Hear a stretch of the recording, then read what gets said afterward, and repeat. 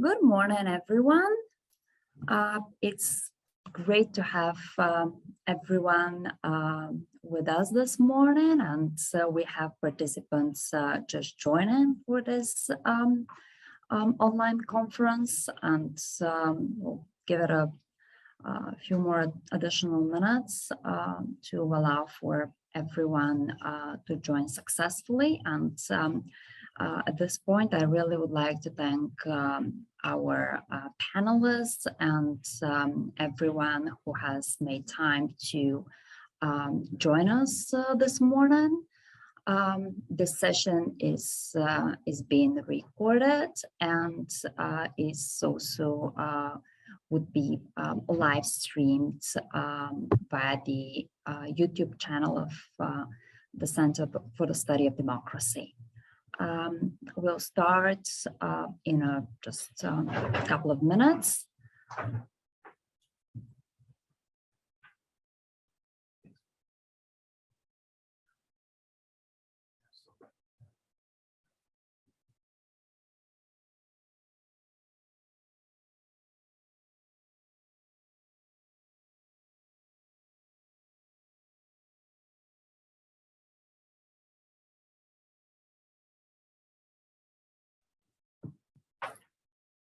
And as everyone is joining, I just take the opportunity to let you know that we have,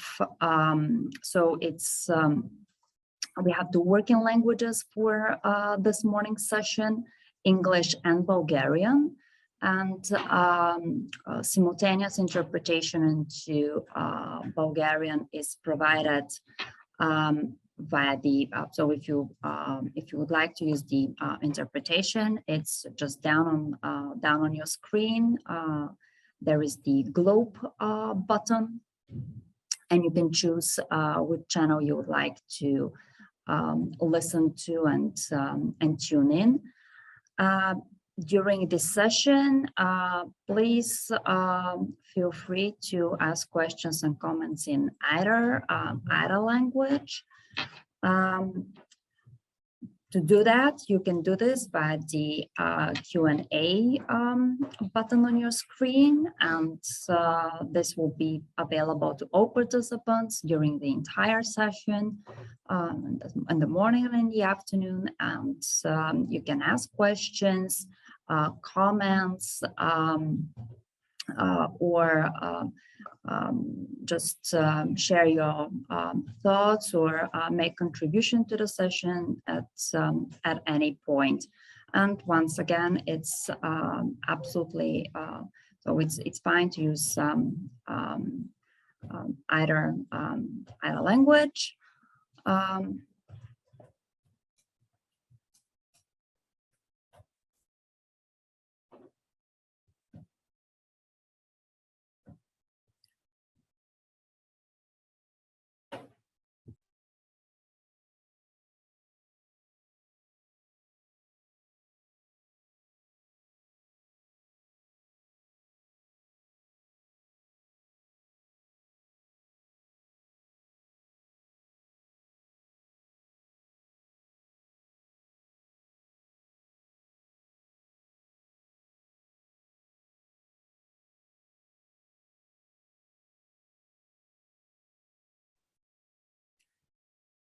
Okay, as we are just now 5 minutes past the half hour of our starting time, I would suggest that we gradually start making a start for this morning for everyone who is joining us at this point in time.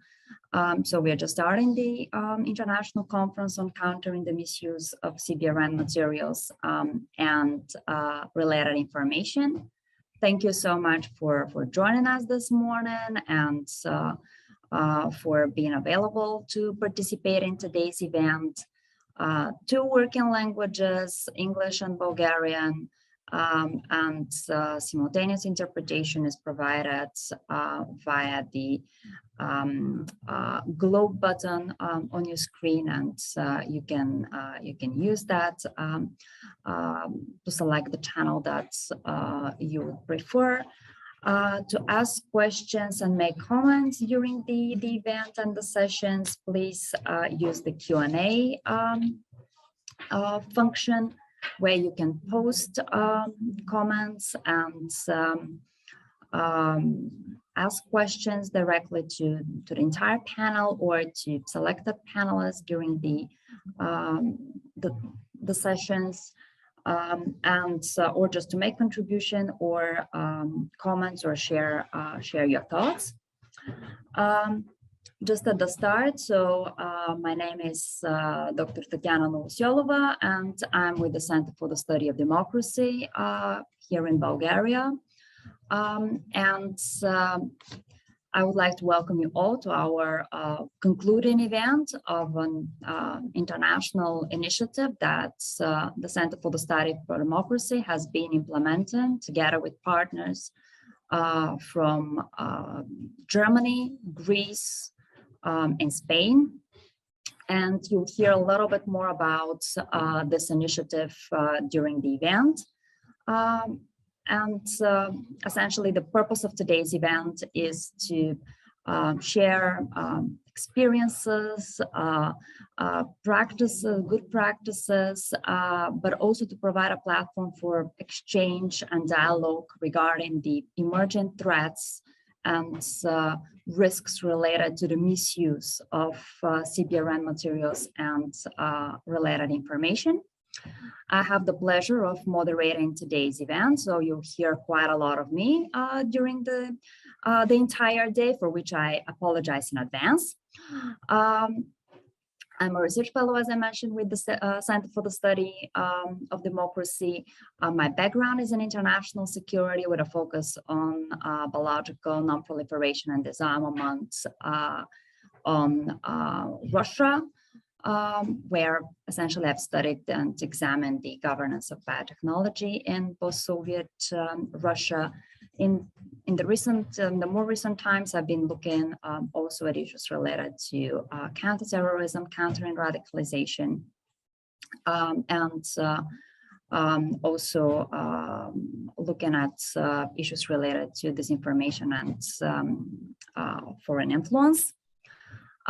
Without further ado, I would like to now give the floor to Mr. Dimitar Markov, who is director of the law program at the Center for the Study of Democracy, for opening remarks. So, Mitko, over to you, please. Thank you, Tanya. First of all, good morning and welcome everyone to this concluding event of an important international initiative that we've been working on and coordinating for the last more than 2 years with the kind support of DG Home of the European Commission. I would like to say just a few words, starting with expressing my gratitude to the CSD team, in particular to Tatiana, and also to the project partners for making this initiative possible. I think that it was very relevant. With time, it became even more relevant, I would say, unfortunately, due to the war in Ukraine, but also to other things that happened around the globe. Again, thanks to their efforts, we are closing a very successful initiative with a lot of important outputs about which you will hear more later today from my colleague Tatiana, and also probably from the other project partners. A couple of words about CSD and why we are doing this. For those of you who don't know us, CSD is one of the oldest and biggest research policy institutes in Bulgaria. And one of our traditional topics is security, both home security and international security. In this context, we've done a lot of work on countering terrorism, preventing and countering radicalization, or organized crime, in particular, since recently cybercrime. As Tatiana mentioned, foreign influence, in particular Russian influence, but not only, and also disinformation, fake news, and all these phenomenon that have become hot issues in the last couple of years. In this context, we are happy to have Tatiana as part of our team, who introduced an additional kind of subtopic with the CBRN misuse and the way to prevent it. Again, as I mentioned, a topic that was to me as part of the CSD team was something a bit exotic in the beginning of the project. Unfortunately, now it's in the main news. So it is getting more and more relevant, and with the international commitments being challenged at the moment, the way countries can prevent and counter the risk of misuse of these materials, it's getting even more relevant. With this, I would like to just close my opening remarks. I'm privileged to be a regular participant from this point on, and I should admit, although I learned a lot within these 2 years and a half, I'm still kind of far away from all those experts which we are having the pleasure of seeing together today. So I'm shifting to my role of a regular participant, and I'll be really interested to listen to all the presentations today to learn more. Thanks again to not only to the project consortium, but also to all the speakers that kindly agreed to take part in the event today. I think that we have a group of really excellent experts on this topic, and I'll be very happy to hear more in the upcoming hours. So Tatiana, back to you for moderating the discussions. Thanks. Thank you so much. Without any further ado, I would suggest that we proceed with on my end. So in the chat, I think that you can all see that. So there has been a contribution from our panel, one of our panelists that you'll hear later on. That's Dr. Jean-Pascal Zanders, and he has shared a link with regard to the allegations in Darfur and Sudan, and that link has been reposted in the chat for your information. So if you'd like to use that, please feel free. We also we now would move on with our first panel, which is essentially focused on emergency CBRN security risks. And with that, I would like to give the floor to Dr. Maria Espona, who is originally from Argentina, and she's co-director of the Information Quality in Argentina, which is a nonprofit organization promoting information quality methodology in Spanish-speaking countries. She teaches graduate courses in science and technology, disarmament, information quality, and digital intelligence at universities in Argentine, including the National Defense School, and she has also published very widely on weapons of mass destruction, especially biological weapons. She has served as technical expert at different CBRN security projects. She's originally trained as a biologist, has a master's in terrorism studies, and her PhD has looked at biological weapons and epidemiology. So quite a lot of diversified expertise here, and we very much look forward to your contribution. And just one final note from me. for the benefit of our interpreters, we just would like to keep in mind that as we have simultaneous interpretation, if you could please pace your talk so that interpreters can catch all the phrases and everything that you're saying. With that, I would like to give the floor to Dr. Espona, and thank you so much for your participation today. Thank you, Tatiana. I will do my best to speak slow. It's not something easy to me, but I will do my best. Can you see my presentation? Okay, good. So yes. Thank you for inviting me to present this topic here for you today.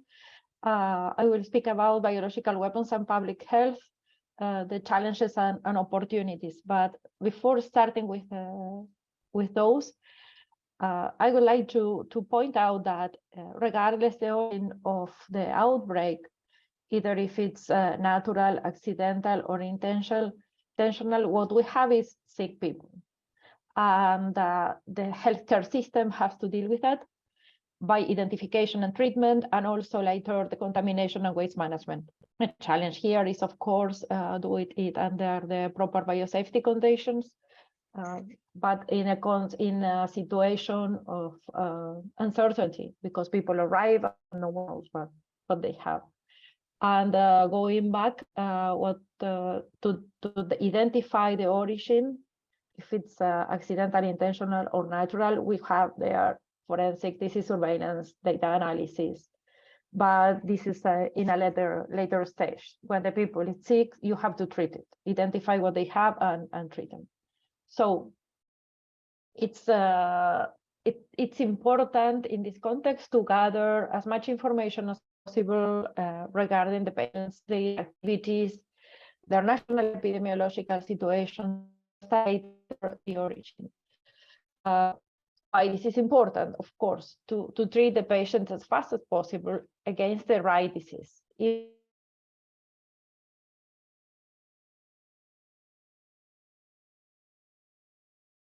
As the one considers as BW diseases, and also do it under the proper biosafety conditions. What does it mean? That when the people arrive to the emergency room, the rooms are ready to deal with infectious diseases and with different kind of infectious disease. And if needed, to isolate them, put the patients in a safe environment, and also take care of and the nurses. The lesson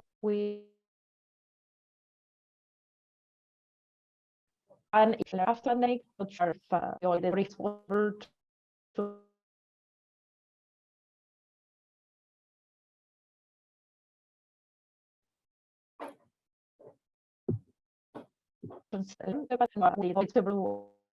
Maria, I'm very sorry to interrupt, but it seems that we are experiencing some... Dr. Espona? I'm here. Very sorry, but it seems that we are experiencing some issues with hearing you. So if you could please sort of just try repeating some of the information you've just shared, because there has been some disruption.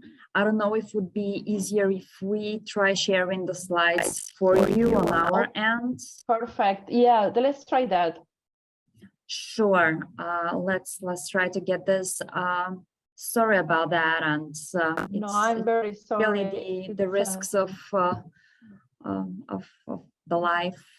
So I think your screen is now visible. So yes. I would like to return the floor back to you, and please continue. Sorry about that. Thank you, Tatiana, and I'm very sorry for this in the poor internet connection. I unplugged everything here, but it's not working perfect either.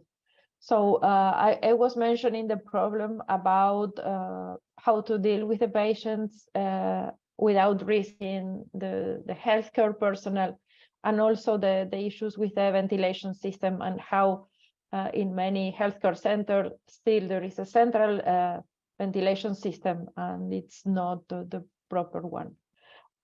Then something that is related also with the determination of the origin of the outbreak, it's important to have a chain of custody of the biomaterials, but also the contamination and safe waste management.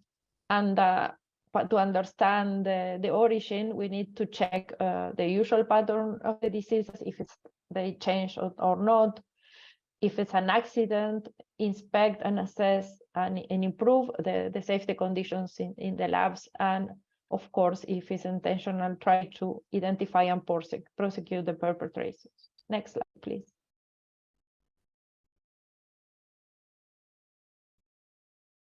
So challenges and opportunities. The first challenge is to have early detection and the biological agent identification. For this, it's important to create a reporting system and also a healthcare and laboratories network in order to share the information in case something happens. Here we said biological agent identification, but we have to bear in mind that in some cases, with having only a syndrome or a set of symptoms identified, it's enough to start to deal with the situation.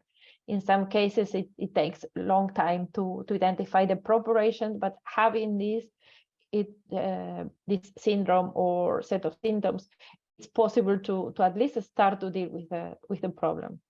Also, try to do some data gathering and analysis, including artificial intelligence, to create models and try to use them to understand different scenarios. That will help a lot. Also, we have something that is, you mentioned, Tatiana, the data protection and secure sharing of information. Living in the information era, we are not that used to not to share a lot of information via internet or by emails or use a VPN in our computers. We become very vulnerable because of that. And also it's important to raise awareness in the healthcare system to expect the unexpected. Gunther mentioned something before about this, that they are not expecting at the clinics or hospital either a chemical attack or biological attack, but they should be ready, because even when it's and there are events with low probability, they are possible still. Regarding biosafety, in laboratories is something that works quite well, but in the healthcare system, not as much.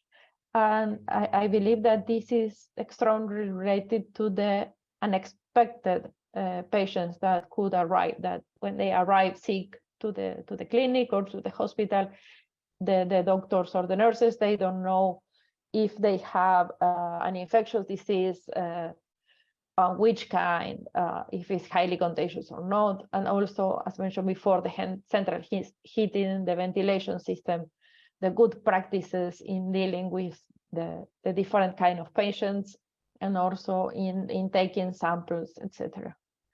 Next slide, please. Another aspect that I believe we should include in our analysis is how the climate change is affecting our environment, and why this is so relevant. If the climate changes, it alters the biological agent distribution, not only the agents, but of course the animals, their vectors, their hosts, everything change, and also the pace of the evolution can be affected as well, including that the species acquire new properties, or we have new species with different host spectrum or vector spectrum that change completely the dynamic and our understanding of what is going on in the nature. These changes in the environment, of course, change the dynamic and change the people lives in it. If it's possible to continue living or to have agricultural activities, and everything change or potentially can change. And we are seeing something in some countries. For example, the super hot summer that we just had here in Europe, or the one that is clearly arriving in South America. And finally, what we have to consider is that the infrastructure could be affected because of the weather and how the situation changed, or become obsolete because the region is no longer habitable by human. Next slide, please. A lot has been said about science and technology evolution in several forums. And we have to consider here not only the new developments, because the pace of the science and technology evolution is so fast that sometimes scares us, and it's difficult to keep up with them, to understand their impacts. And also what we see is these conversions of disciplines. It's not that we have only as in the past, biology, chemistry. We have these interactions. Gunter mentioned something I'm sure Michael and Malcolm will do later. This is critical because when you have different disciplines, you have different people with different frameworks, with different education and different criteria. And mixing them together complicates how to perform a risk assessment, complicates communication. It's not that it's impossible or difficult or only difficult, but there are other issues that you have to cope with in between. And I believe that we should also consider the new applications that all staff, all equipment, or all science could have. It's a way of innovation, but this kind of equipment or science is not included in the export control regimes or in the convention. It's all stuff. But this all stuff is around. And we have to consider that maybe terrorist organizations or some countries could try to use this kind of technology because they are not and are available, not tech. Please.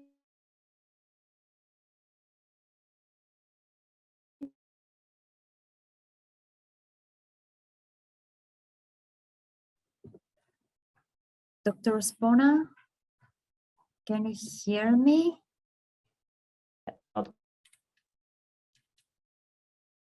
And maybe not tech. I'm really sorry, Dr. Spona, could you hear me? Because we don't quite hear you. I think that Dr. Spona's connection might have fallen, and we hope that she'll try to get back. There she is. I think she reconnected. Dr. Spona, could you please try once again to introduce the slide, because I think that for a moment we seem to lost the reception with you. Yeah, the previous one? I think from this one is fine. The previous one, it was just towards the end where I think the voice started breaking, and then we didn't even catch the transition for the next slide. We just pushed that. So I do apologize for this, and sorry for interrupting your intervention. No, I got the unstable connection. I'm very sorry. I saw that the connection. No, I saw that be good, and it is not the case.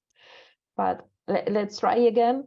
I mentioned several challenges and opportunities for improvement, but I think that the biggest challenge that we are facing is the lack of governance of VR risk framework. That it's like we are approaching the problem from different angles, but not in a systemic way. And because of that, we are missing the opportunity to have the whole picture and understand the interactions between the components. For example, here I wanted to point out that in this framework, what we have clearly are organizations, people, and data. Organizations means that we have a legal framework, we have its enforcement, but at the same time, we have the management of the organization and how it works. And in this case, it's important to understand that the different levels in the organizations, they don't have the same risk perception or the same understanding of the problems. And it is related to whom to approach if we have to raise awareness about, in this case, healthcare and outbreaks identifications and these kind of things. And regarding people, we have, of course, the sick people, that it's the result of an outbreak that we still don't know the origin at this point, and also all the stakeholders involved. And because of having people and having organization, what we have is data, that it's a result of all the activities and consequences in different areas of an outbreak.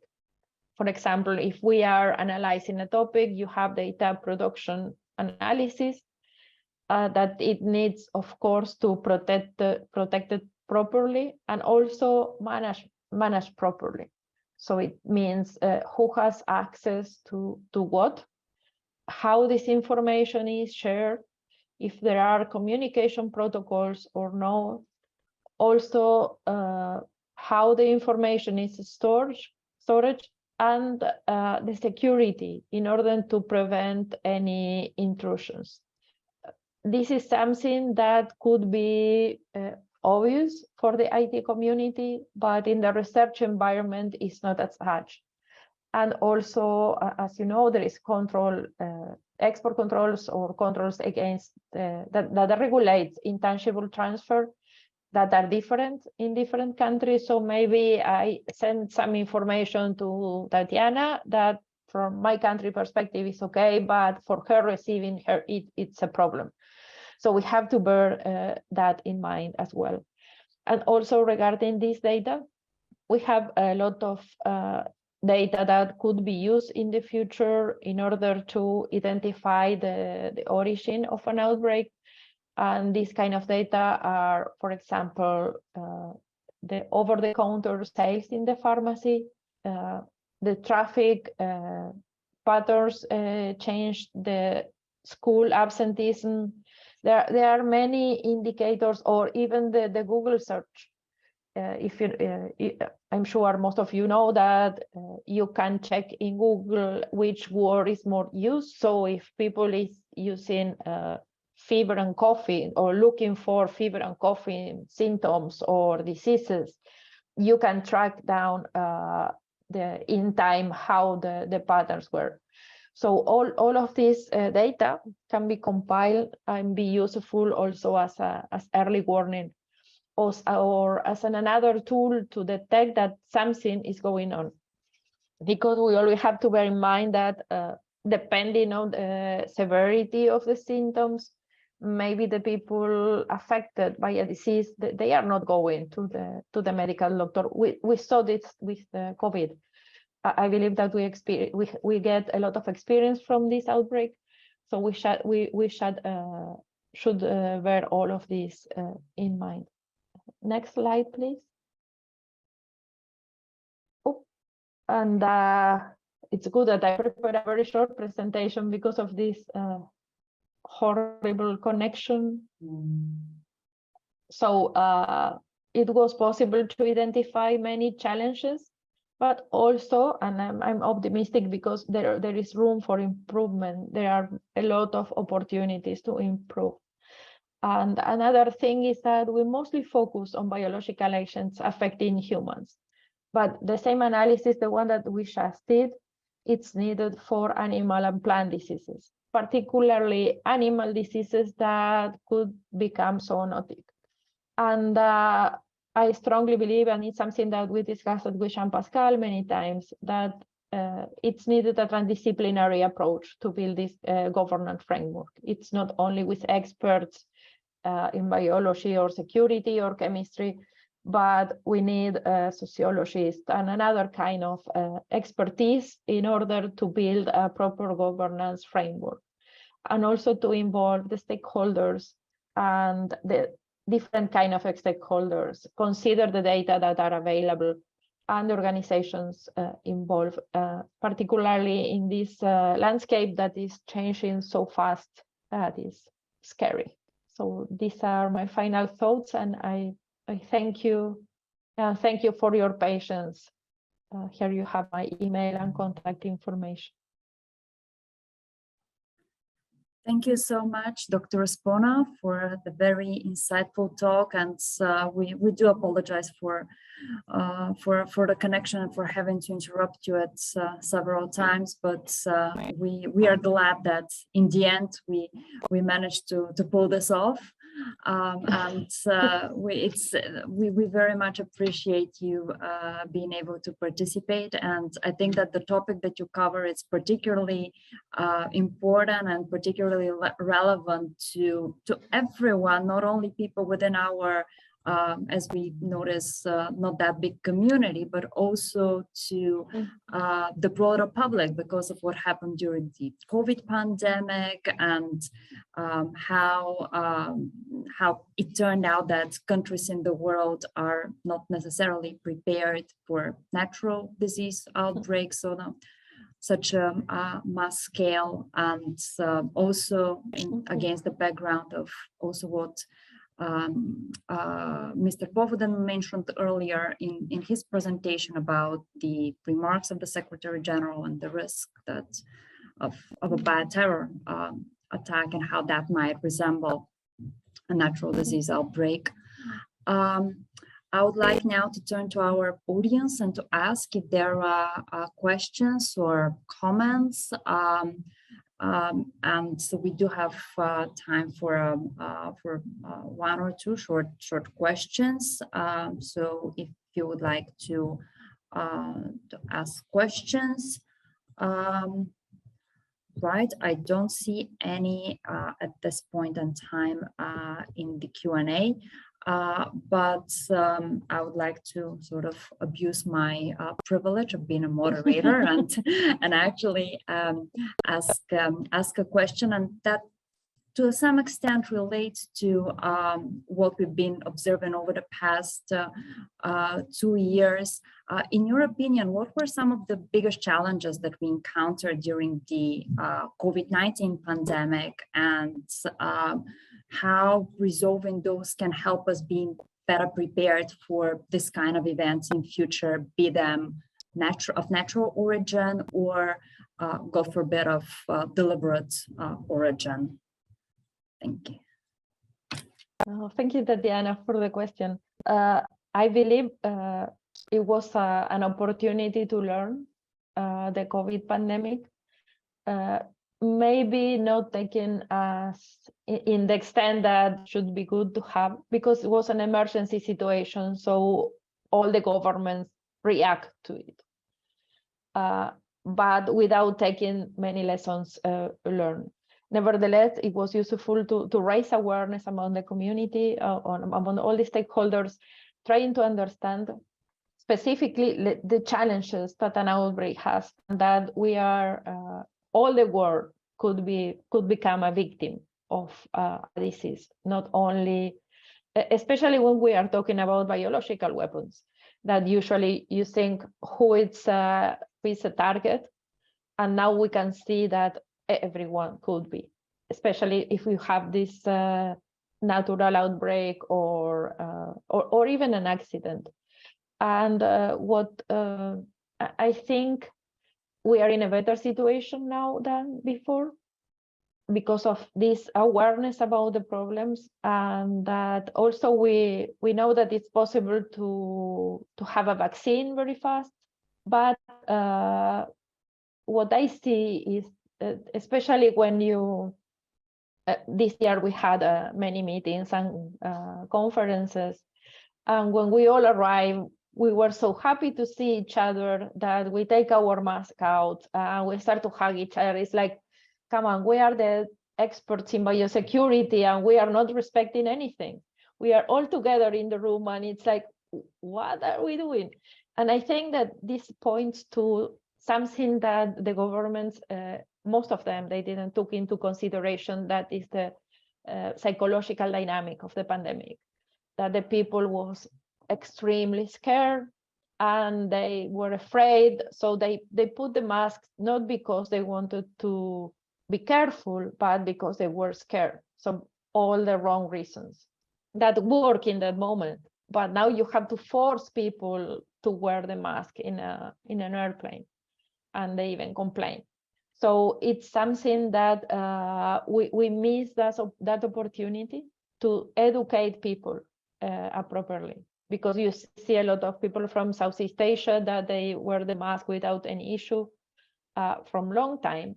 And for our societies, I think it's something quite more difficult.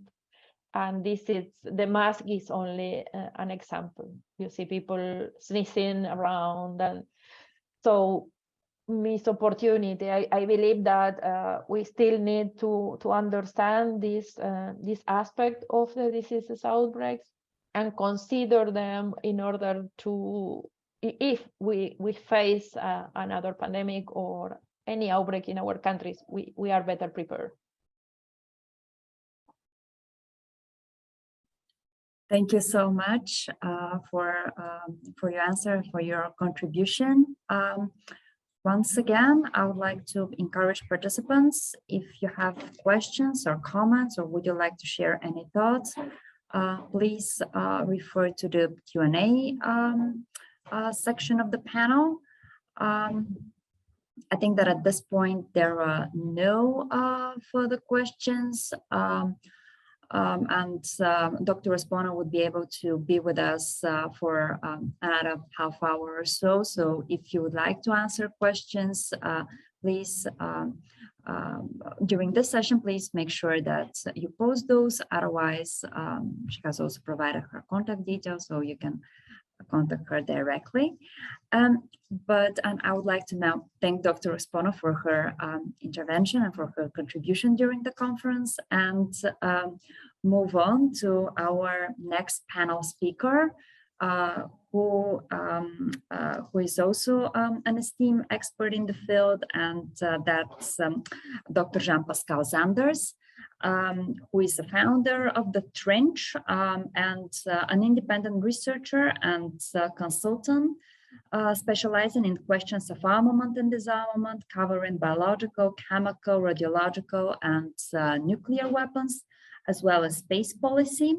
And he's bringing quite a lot of experience, being previously project leader at the Chemical and Biological Warfare Project at the Stockholm Institute for Peace, International Peace Research Institute, CIPRI, in Sweden, and also director of the Geneva-based Bioweapons Prevention Project.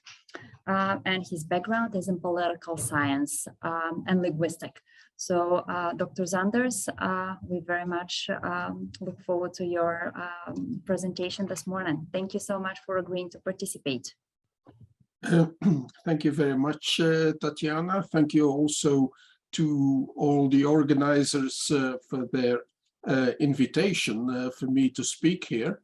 So I will be addressing questions of chemical weapons more specifically.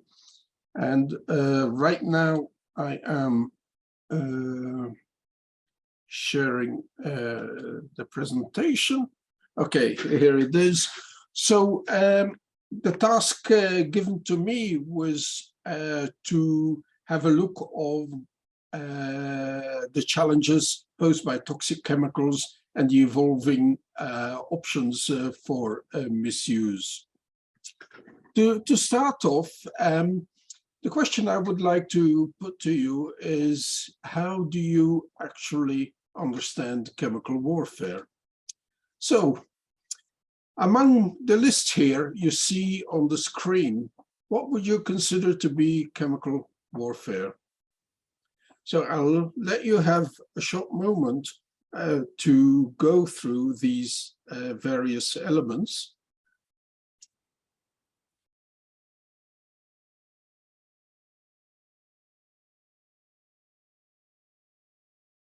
So probably there are a number of bullets that you would immediately identify as chemical warfare without any hesitation. Take the first one on the left, the shelling or bombing of a military position with phosgene or mustard agent clearly refers to chemical warfare. However, it can become a bit tricky. If you think of releasing a toxic substance from a storage tank into a river during an industrial strike, now, is that chemical warfare?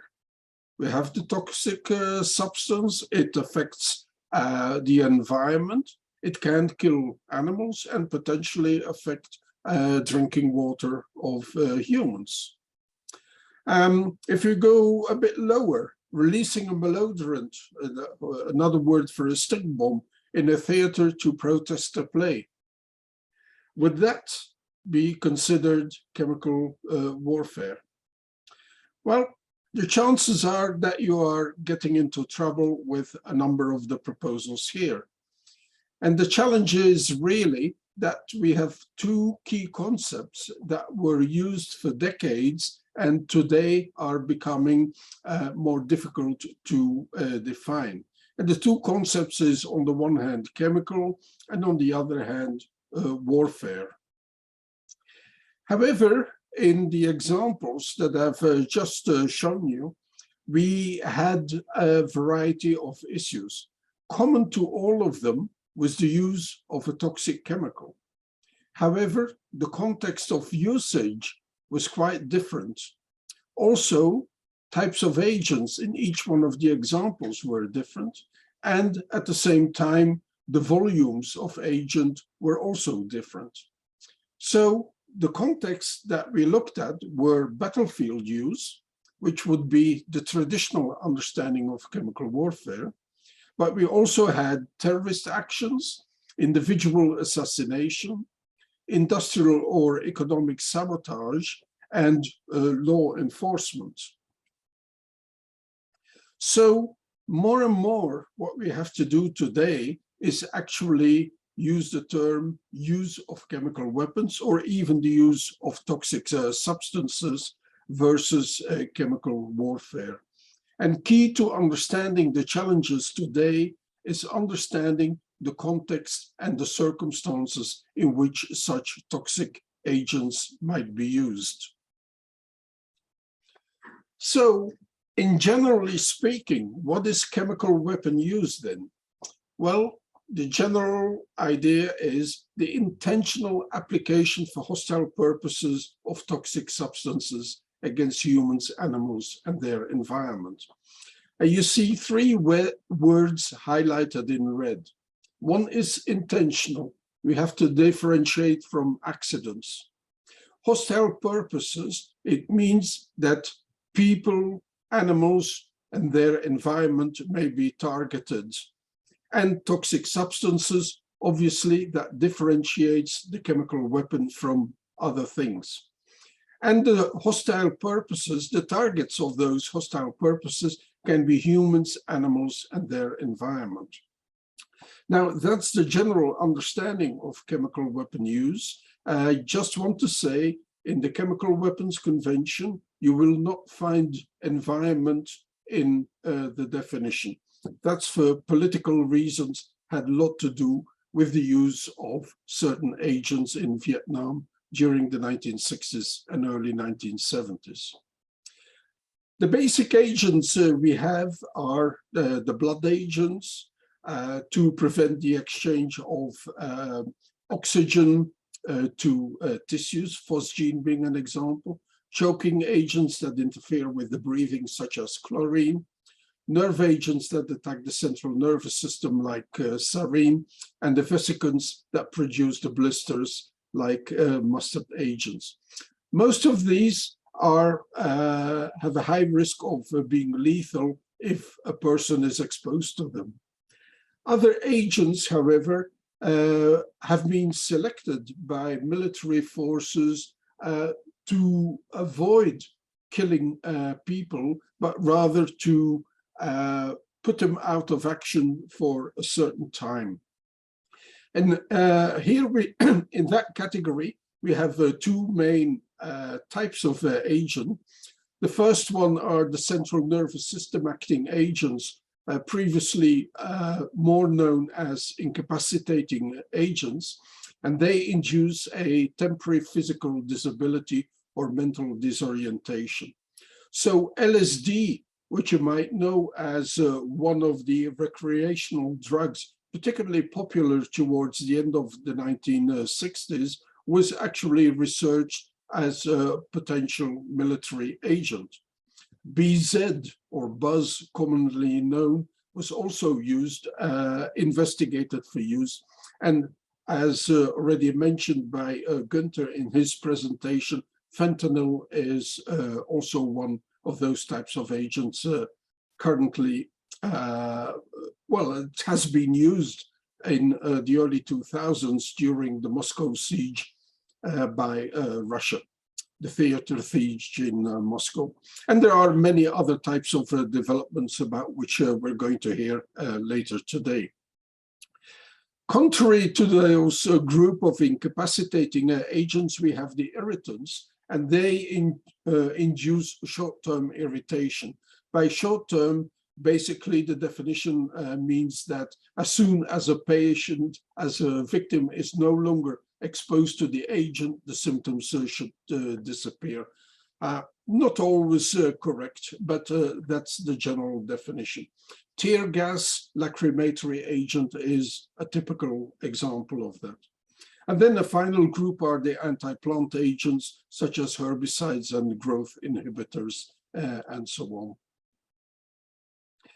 Now, what we have to do is put these types of agents in the threat spectrum posed by chemical weapons.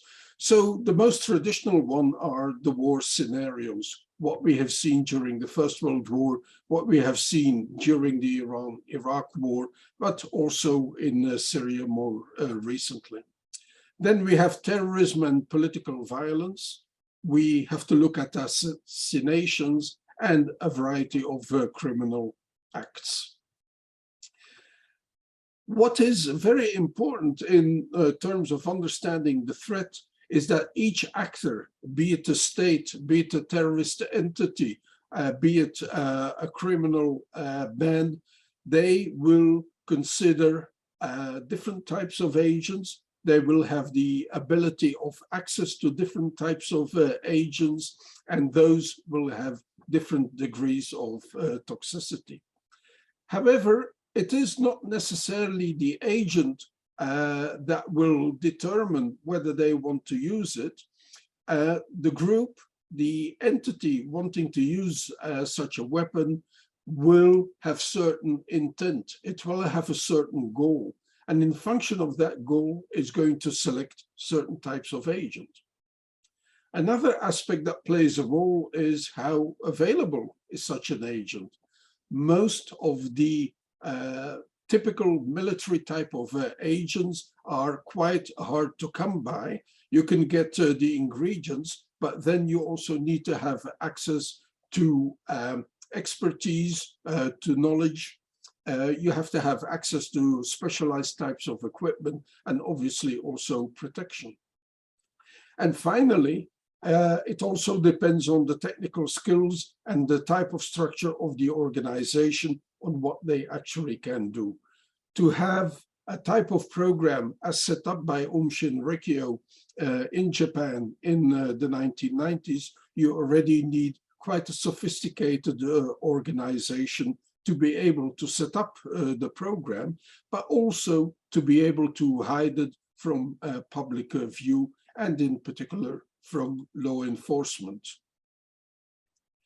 So what we have to do is also to look at the alternative uses of chemical agents. As already mentioned, they can be used against humans, and the possibility of mass casualties cannot be excluded. But the agents that could be responsible for mass casualties could also be the most difficult ones to acquire. So we might look at the possibility of incapacitation, and that means that more agents are available, but also they pose less of a risk to the perpetrator. Agents to be used against animals and plants then would be considered for their economic impact. Again, they would be easier to acquire and less of a risk. And they're quite easy to deploy. If one thinks of the food chain from the place where vegetables, plants are, or animals are being raised in the fields to what is actually in the shop where you buy it, there are many vulnerabilities. During processing, during transportation, and even in the shop itself, it's possible to inject poisonous substances into a tube or a tin, a can. Another target could be economic and societal disruption. And here one wants to interrupt the functioning of utilities, commercial enterprises, or public agencies. And a wide range of agents become available. Just think of tear gas, pepper spray, for example. This is commercially available in many countries. There have been incidents where such a spray can was emptied into the air conditioning system of an airport, and obviously the facilities had to be evacuated. So the purpose is to create fear, not necessarily to kill or physically harm people, but to create fear. That's one of the purposes of terrorism. And if that fear has been created, then also hoaxes can become effective. In other words, you create the illusion that a toxic substance was released. People will have to mobilize units to identify, to investigate the incident. Areas may have to be closed off. That can all be part of the disruption. And then finally, we also have to look at assassinations, which can be state-sponsored, terrorist, or criminal in nature. One particular type of use of toxic agents that has come to the fore more recently is what I call the opportunistic use of toxic agents. And that basically means that whoever wants to use toxic agents will turn to any available toxic chemical. And these toxic chemicals are, you can find them in many places. They are at stores, at industrial plants, water purification facilities, and so on. And many toxic substances are also being used in agriculture, including pesticides, insecticides, herbicides, and other anti-plant agents. One has to know that among the pesticides and anti-pest agents, many belong to the family of the organophosphorus compounds. Now, that's a wide range of toxic chemicals. On the one hand, you can find them in an insect spray can to kill insects. On the other hand, you will find them among the sarin, the VX, and the Novichox. But many of those toxic substances used in agriculture actually are in a mid-spectrum between those and can cause very great harm, especially if large volumes can be deployed. So characteristic of the opportunistic use of toxic agents is that there is no development of production of the agent by the user.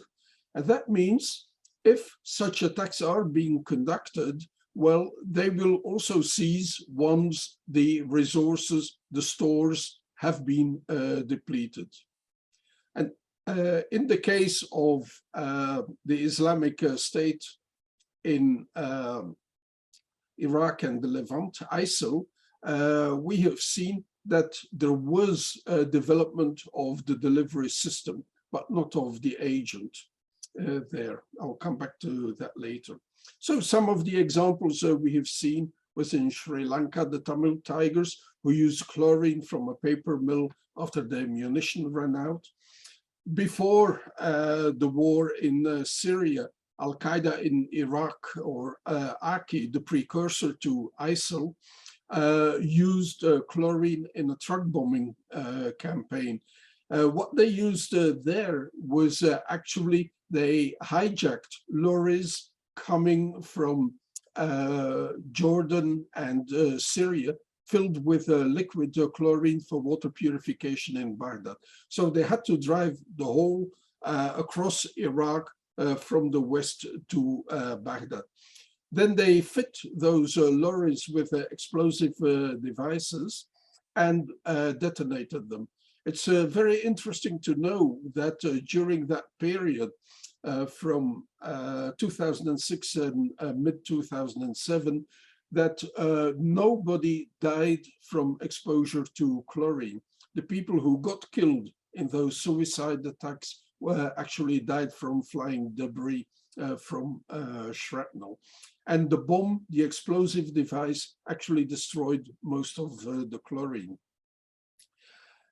We've seen similar developments in Iraq and Syria with ISIL, and the development of the delivery system. We see that rather than using lorries, ISIL was experimenting with mortar bombs and improvised explosive devices.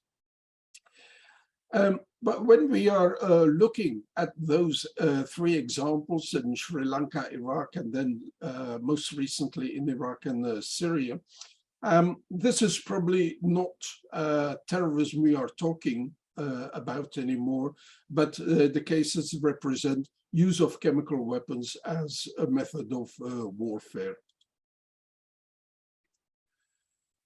So the concept of a chemical weapon is really changing fast with all these different scenarios that we can consider today. Until the end of the Cold War, we were looking at vast arsenals that counted in tens of thousands of metric tons of agent. So the Soviet Union, Russia as successor state, declared around 40,000 metric tons of agents. The United States, at the end of the Cold War, had around 30,000 tons, declared 28,000 to the OPCW in 1997. In the Iraq-Iran war, here the arsenals were counted in several thousands of metric tons. If we look at the Syrian civil war, there that was already reduced to hundreds of metric tons, and the chemical weapons program in Syria was about 25 metric tons. So you can see the numbers drop very fast. When we go to terrorist use, we're talking about kilogram amounts, and for assassinations, I mean, all we need are grams or milligrams.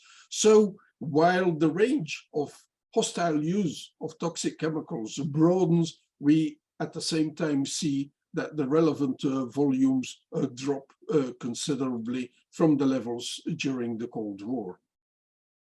And just for a final thought, a big question to ask is why, over the past few years, we have seen return to chlorine as a warfare agent. I mean, in 1915, the first chemical weapon attack, the first instance of modern chemical warfare in Belgium, chlorine was released at Langemark near Ypres. During the Syrian civil war, again, we saw the use of chlorine as a weapon both in Syria and Iraq. So the question is, where is actually the progress? In 1915, chlorine, its manufacture was high technology, and the weapon, in consequence, was also high technology. And during that first attack in 1915, about 160 tons were released over a 7-kilometer front.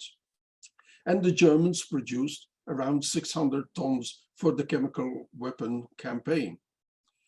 But today, chlorine is a banal industrial commodity, and annual production exceeds 60 million tons worldwide. So there is a certain paradox where we see the return to chlorine as an expression of the success of the Chemical Weapons Convention, because the more potent agents have been banished. But it also presents us with a challenge.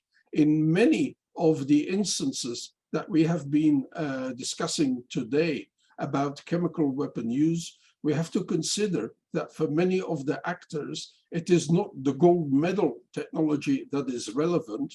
We also have to keep an eye on the bronze medal technology. The things of yesteryear remain just as relevant as they are today. And with that, I end my presentation, and I'm happy to take questions from you.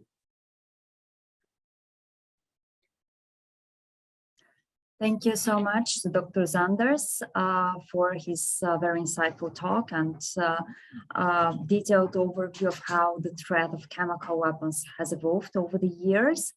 I now would like to turn to our audience and see if there are questions or comments or any thoughts. At this point in time, I don't see questions in the our Q&A. Right, so there is now one. Well, so that's a bit of a provocative question, but would you agree or disagree with the statement? Do we need to change the Chemical Weapons Convention in any way, given the evolving threats and changing security challenges? Yes, that's an excellent question, actually, and it is one that the parties to the Chemical Weapons Convention are actually facing today. The Chemical Weapons Convention was negotiated in the late 1980s and the very early 1990s. In other words, the scenarios that diplomats at the time were looking at were mainly the chemical warfare scenarios of yesteryear. And I have mentioned the larger volumes of agent that were relevant. So the idea is, what is a relevant volume of agent to pose a security threat? As I've made clear in my presentation, that has changed completely, and the number of scenarios. So how does one have to go about this? Well, one option would be to amend the Chemical Weapons Convention, but that would open many cans of worms, because people would want to change perhaps even the definition of a chemical weapon and so on. But there are certain types of challenges, and the emergence of terrorism.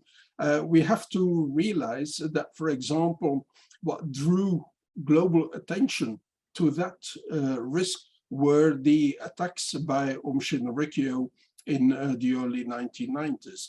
Now, that happened in the period between the conclusion of the negotiations in 1992 and the entry into force of the convention in 1997. So there was a gap in between those two. So too late to have terrorism included. So what happened was that the states parties, they set up a working group to look at the specific issue of terrorism with chemical weapons. And they've come up after many years of work. It was not easy, with a number of recommendations whereby certain parts of the convention were actually reinterpreted also in function of the terrorist threat. And so a number of provisions, for example, in terms of assistance and so on, have been extended to use of chemical weapons by terrorists. Other areas are developments in science and technology.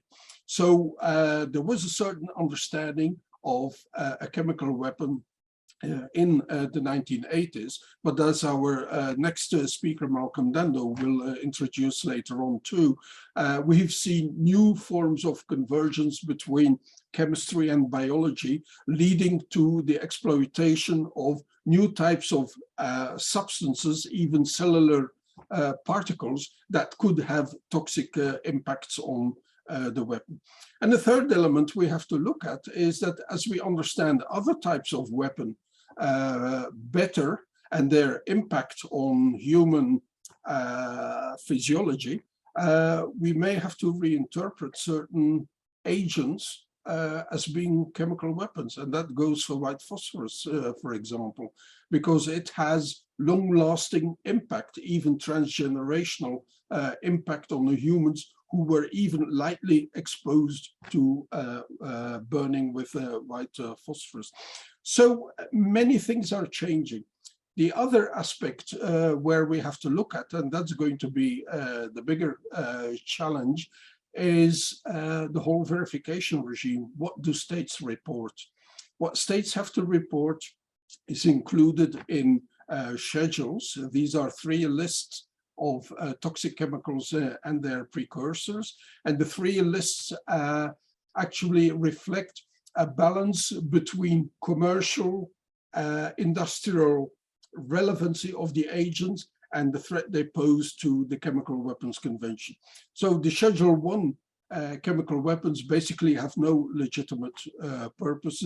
2 are former chemical warfare agents and their precursors, and 3 are toxic chemicals and precursors of concern, but which have a wide commercial industrial relevancy.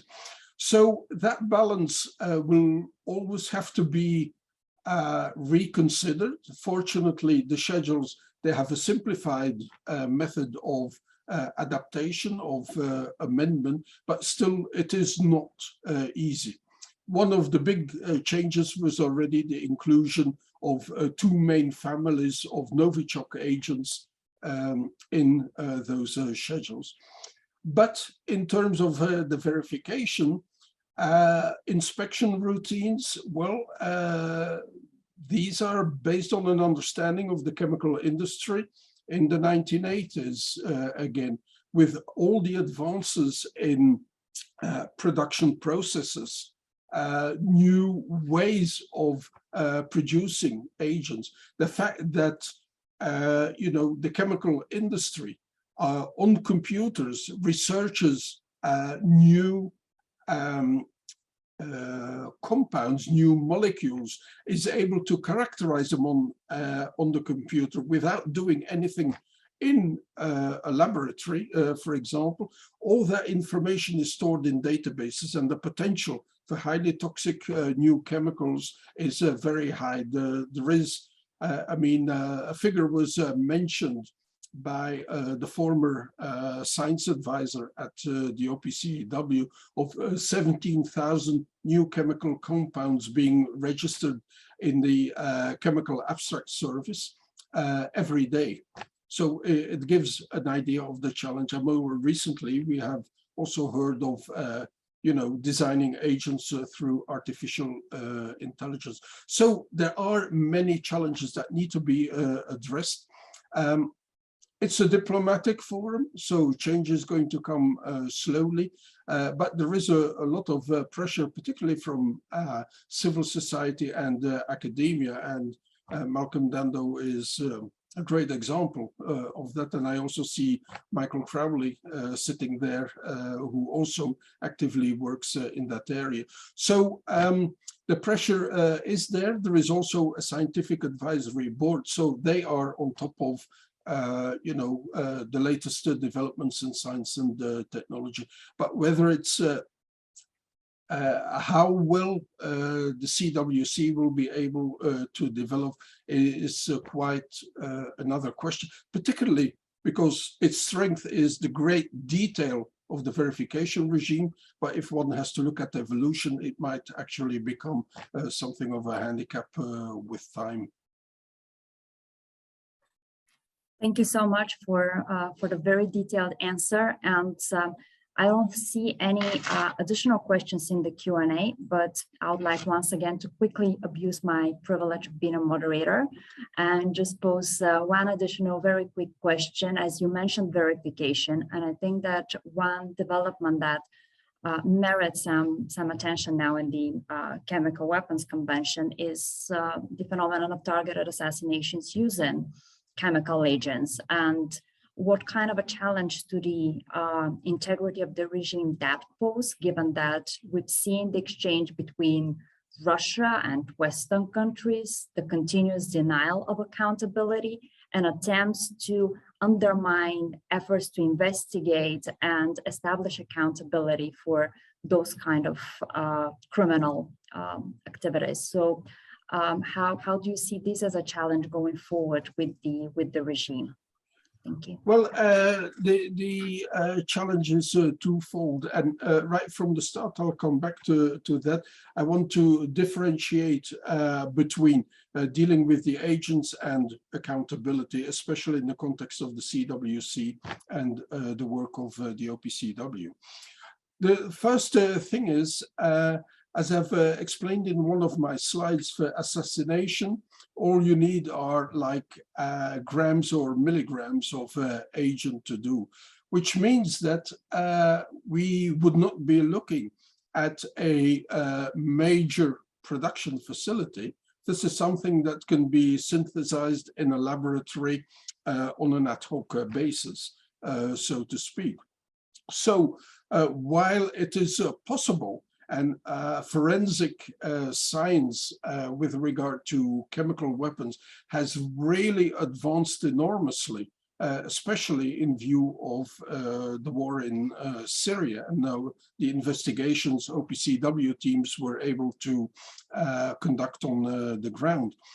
But so also in terms of the Novichok agent, something very new, the basic characteristics could be established. We know as a historical fact that Russia was the country of origin of those agents.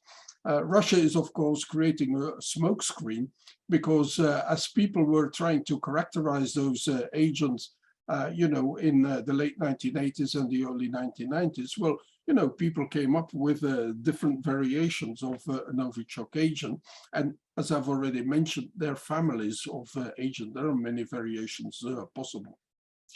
But the key point is that Russia has an interpretation of the definition of a chemical weapon that is closely linked to the three schedules. So it rejects the general purpose criterion by which any toxic chemical, whether it's listed or not, falls under the convention. So since the Novichoks were not listed, it never bothered to declare them in the first place.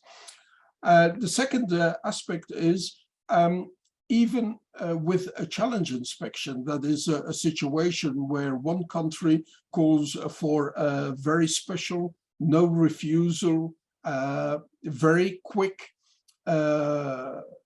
inspection of a particular location to see if anything goes wrong.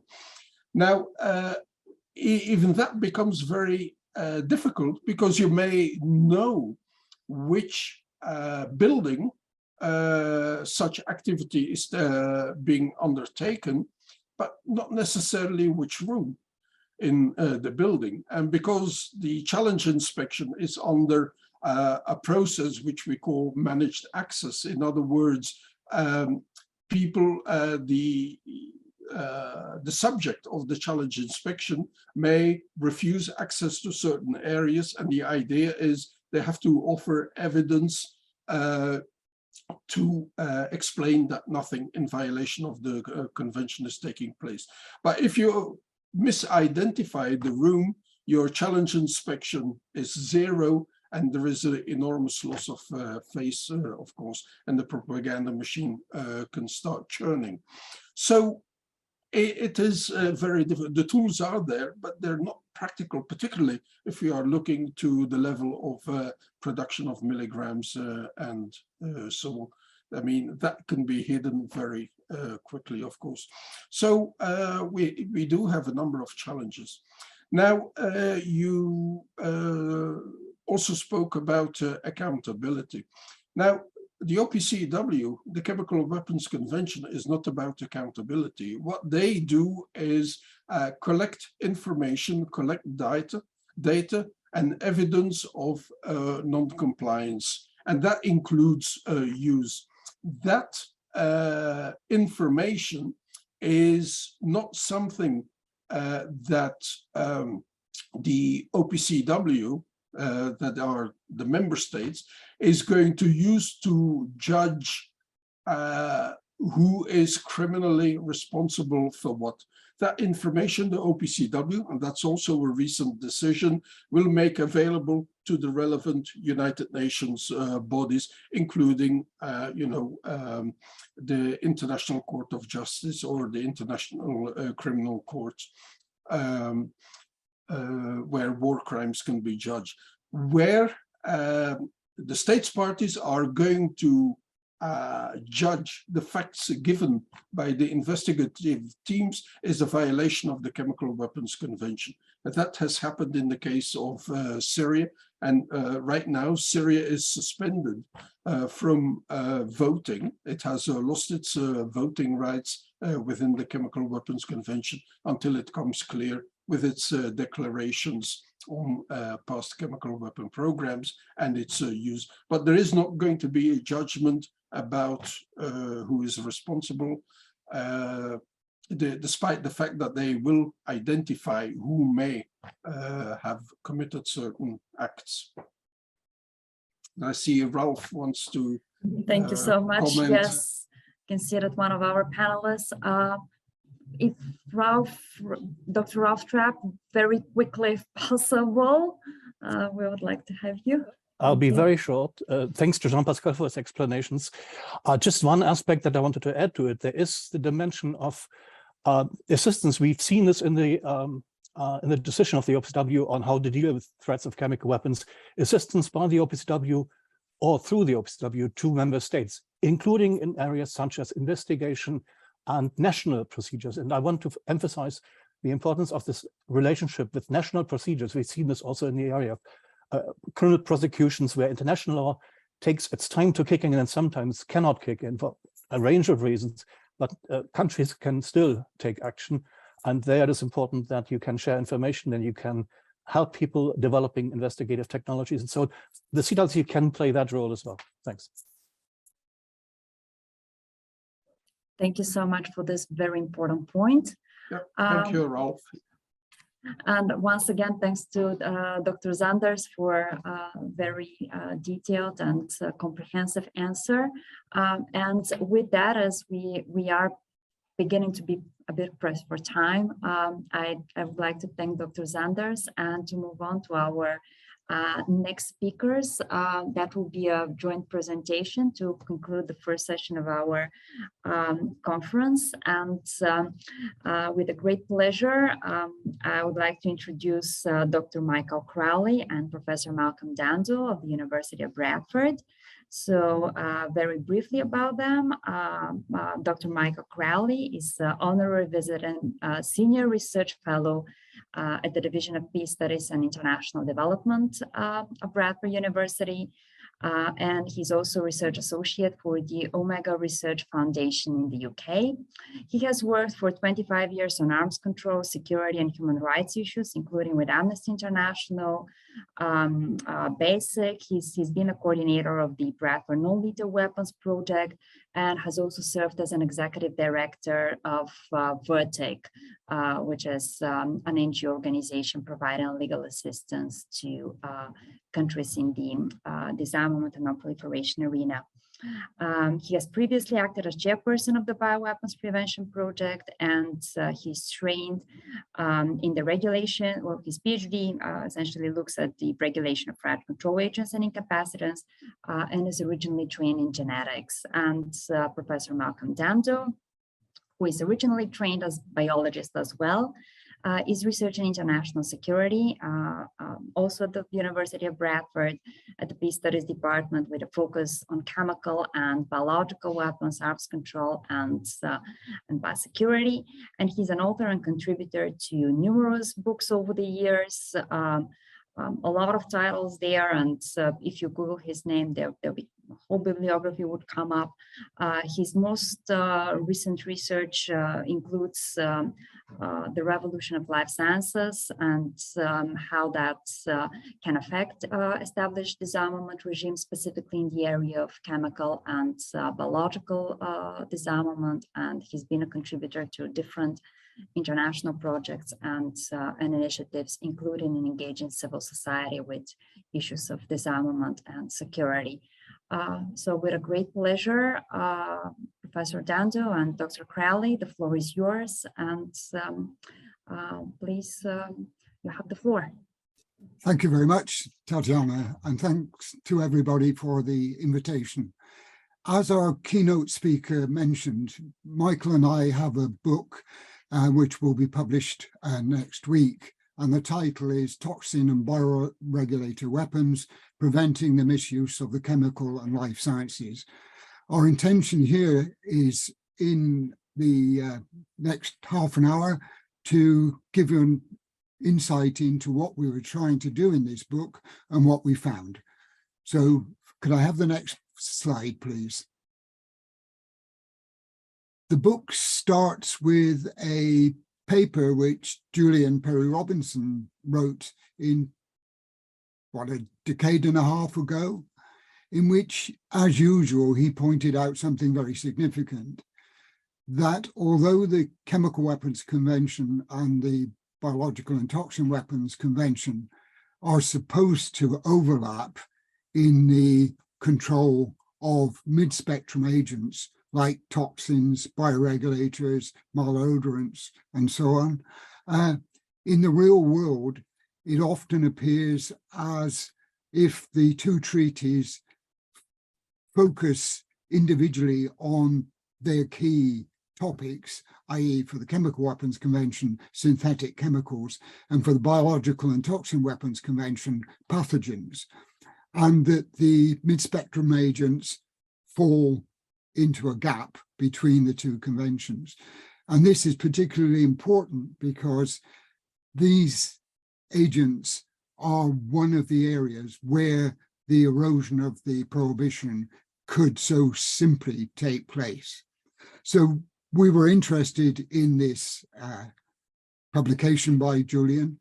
In fact, in 2015, we produced a research report for the University of Bath looking at one particular group of chemicals, pharmaceutical agents that attack the central nervous system.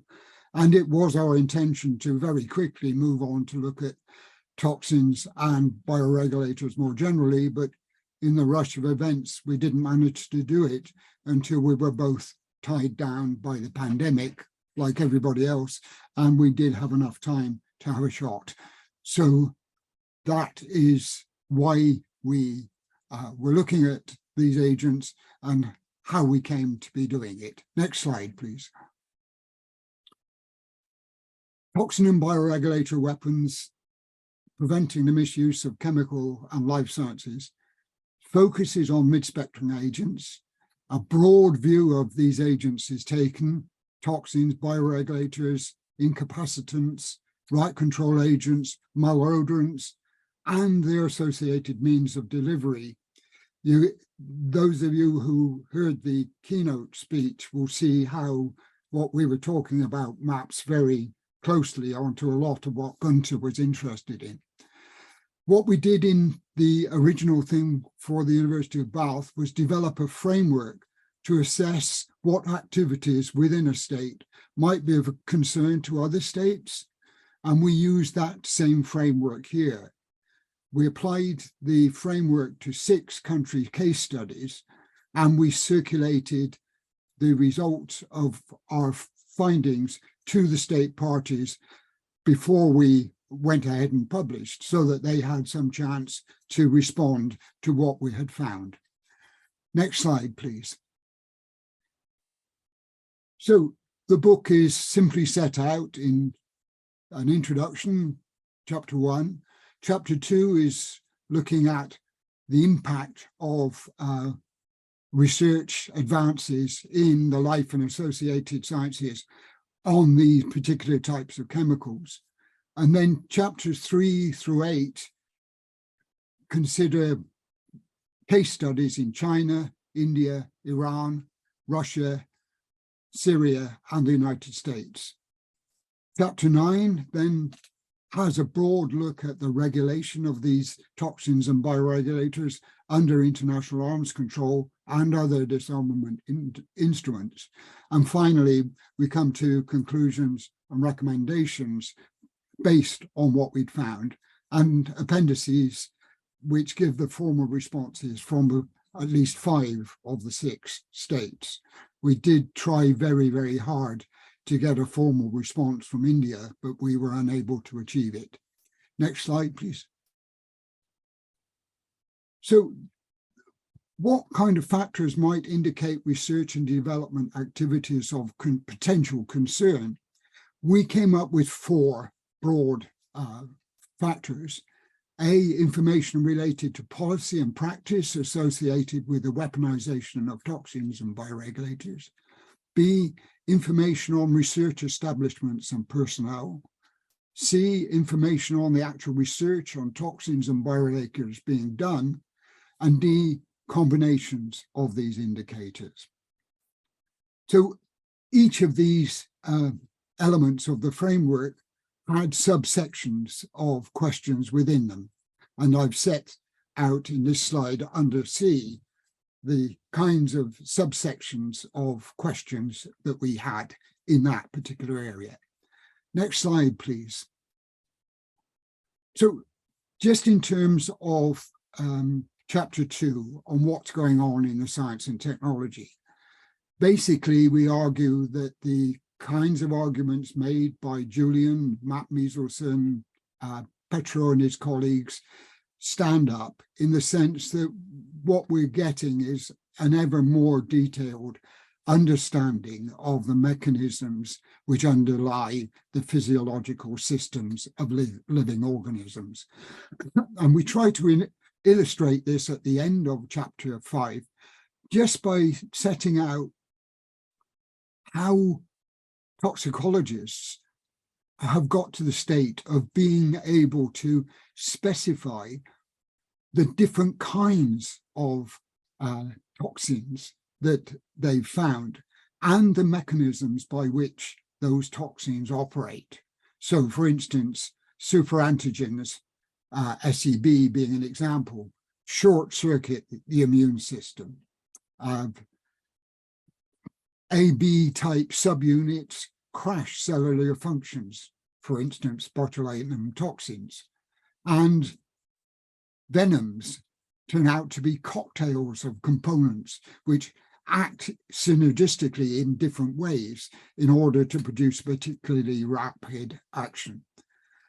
So with that brief introduction, let me turn over to Michael, who will give you some detail on the kinds of things we found. Michael.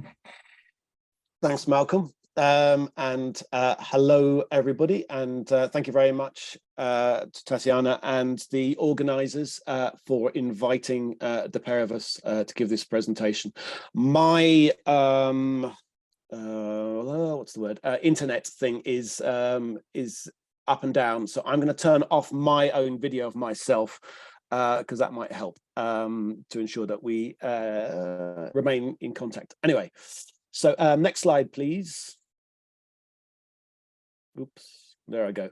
Yeah, so I briefly want to give some illustrative examples of what we've found. And basically, this is just part of what we found, but I'll look at the following 6 areas outlined here. So the difficulties around dual use and related to biodefense, then looking at the fact that research of potential concern is not related only to traditional classic agents that have previously been investigated as potential weapons, but also extends to what you could call novel toxins.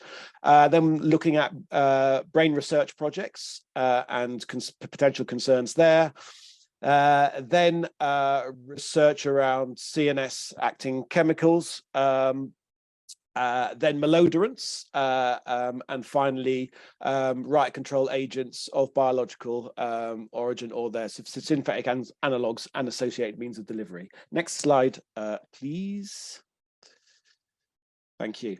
So the country case studies, as I said, illustrate a wide range of dual-use research and associated activities, including that undertaken by chemical and biological weapons defense establishments into toxins, bioregulators, associated by regulatory pathways, physiological systems, as well as potential measures to facilitate and means of external extermination. And of course, the necessity of such defense work is recognized and specifically permitted when it's conducted for protective purposes under the Chemical Weapons Convention or for prophylactic protection and other purposes under the BTWC. But even from the partial and incomplete information that's publicly available, there are indications that research undertaken in certain case study countries that we looked at in their CBW defense establishments may previously have come near or actually crossed the line into weapons development, and in particular with regard to so-called threat assessment activities. But due to incomplete publicly available information, the intention behind such research and associated activities is sometimes difficult to determine. Even though we examined contemporary published scientific papers and open source information relating to the recent activities of defense establishments and associated biodefense research in the case study countries. And here's an example of what we found in one case study country. That is of potential concern. So in this country, we found research into the toxicity of aerosolized toxins, toxin movement across barriers,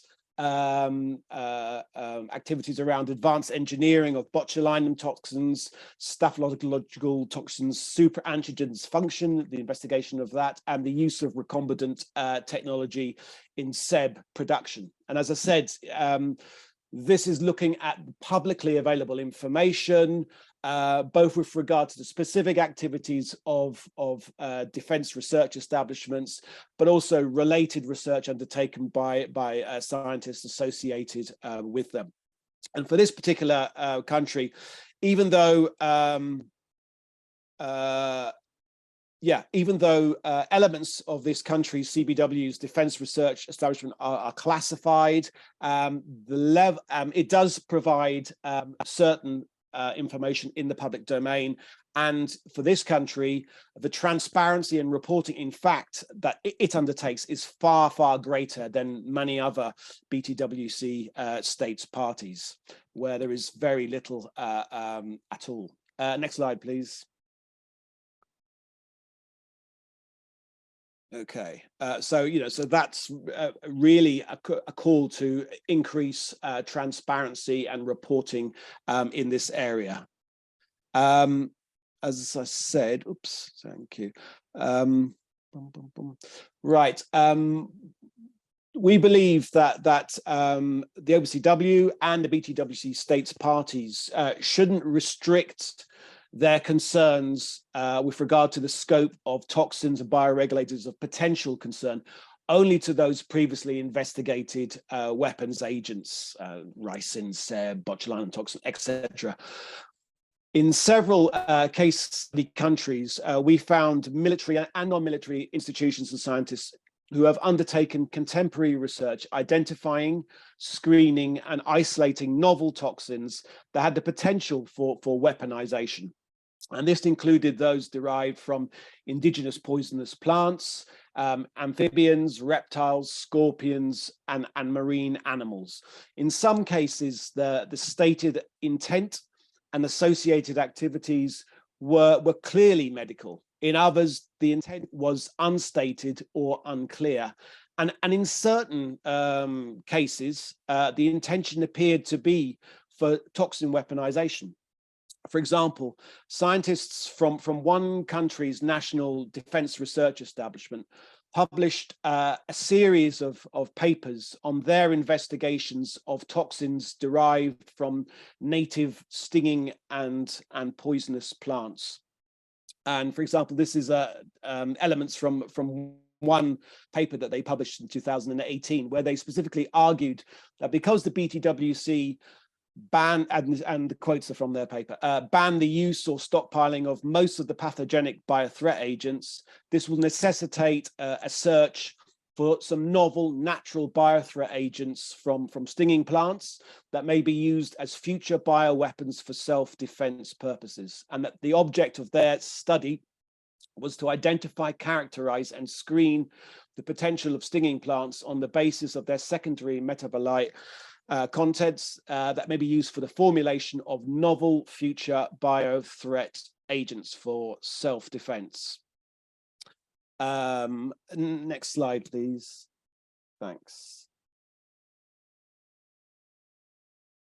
And this is this is an extract from a second paper.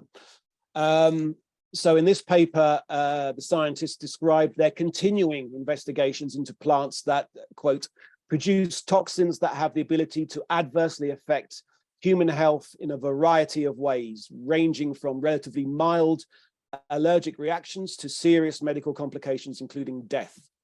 And it also highlighted the identification of several poisonous plants that can be used for, quote, the development of novel multi-system targeted warfare agents for defensive purposes. Next slide, please.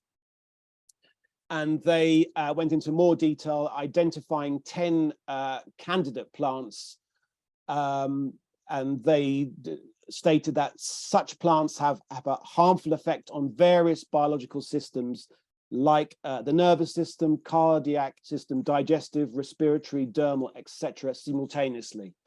So this research over a number of years and published in a number of papers is concerning. And it should be noted that we tried very, very, very hard to find out exactly what was going on.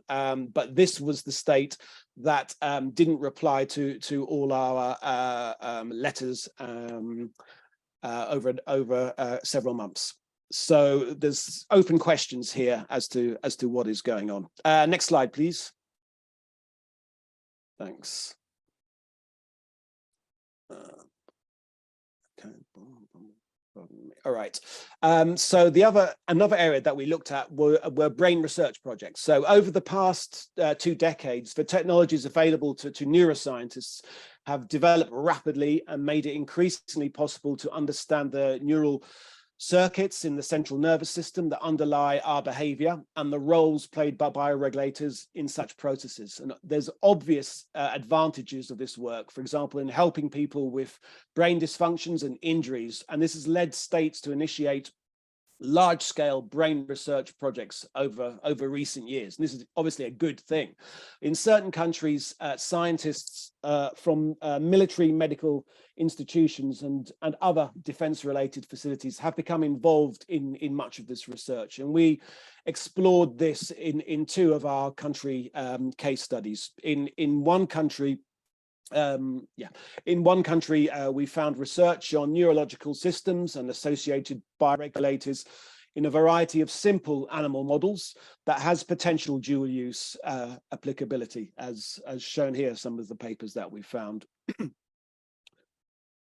Oops, and yeah. But to understand more complex human behaviors and the mechanisms that produce them, work is needed to be carried out beyond the simple animal models. And so in this country, they've also used non-human primates like monkeys as models. Next slide, please. And a 2006 lecture from one of this country's leading researchers in this area highlighted the goals of non-human primate research, which included, inter alia, studies of the cognitive functions using non-human primates as the animal models, and to generation of genetically modified, including transgenic monkeys, as animal models of human brain disorders and for basic neurobiology research. And more material from this expert that stated that the research seeks to explore the neural basis of cognition, including how molecules and cells establish synaptic contacts and generate neural circuit activities. Next slide, please. And as I said, there we are, thanks. They used macaque monkeys to make it more efficient. They actually speeded up the life cycle of these monkeys, so that their models they could use generations of models more quickly. And whilst the purported purposes of such research are benign, there are clear risks of malign application, potentially including to facilitate development of bioregulator weapons that could attack or subtly influence or subvert human cognition, feelings, and actions. And again, there's a lack of the concerns arise because there's a lack of transparency about what is going on, and also the fact that military institutions are involved in some of this research. So again, it's a call for more transparency in this area. Next slide, please. Thanks. The next area that we looked at is with regards to broadly what could be called less lethal weapons. So several of our case study countries, we found research, development, and in certain cases purported, use of purported less lethal weapons. And of course, that term is a flexible one and is not appropriate in certain instances. And that such activities are with regard to less lethal weapons employing toxic chemicals of biological origin as well as their synthetic analogues. And one example is around incapacitating chemical agents, also called central nervous system acting chemical agents, which are a disparate group of toxic chemicals whose purported intended purpose as weapons is to cause prolonged but non-permanent disability or incapacitation. And they include centrally acting agents, producing loss of consciousness, sedation, hallucination, incoherence, paralysis, disorientation, and other such effects. And many putative agents have low safety margins, and inappropriate doses cause serious, sometimes permanent health effects that may result in death. Chemicals of biological origin and their synthetic analogues have been amongst the substances explored as such weapons.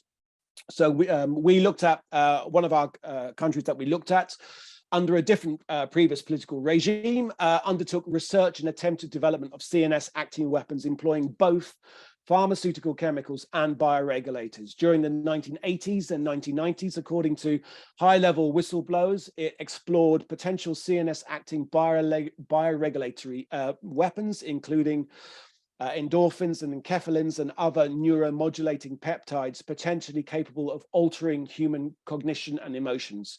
One whistleblower alleged that the mood-altering possibilities of regulatory peptides were of particular interest to the internal security forces. And it's unclear whether all such activities were terminated following the change in political system of that country. And consequently, in 2002, this country's security forces employed an aerosolized CNS acting pharmaceutical chemical weapon in a large-scale anti-terrorist operation that tragically led to the deaths of over 120 of the hostages. And dual-use research into pharmaceutical chemicals with potential CNS weapons application has subsequently been reported in that country. And this country maintains that the law enforcement use of CNS acting weapons is not regulated by the CWC, and it rejects the legitimacy of last year's CWC Conference of State Parties understanding that law enforcement use of aerosolized CNS acting chemicals was prohibited under the convention. So that sort of swirl of potential activities and the stance of that state with regards to the application of the CWC in this area is a cause of concern. The next slide, please. In another case study country that we looked at, the state-owned, some of the state-owned companies developed CNS acting weapons for use against individuals rather than groups. And such weapons have been documented in the possession of that country's military in 2011. These CNS acting chemicals have not been identified, and it's unknown whether research or development of bioregulated CNS acting weapons has occurred. And this country has also rejected the legitimacy of last year's CSP understanding on CNS acting chemicals. So cause for concern and questions to be raised. Next slide, please.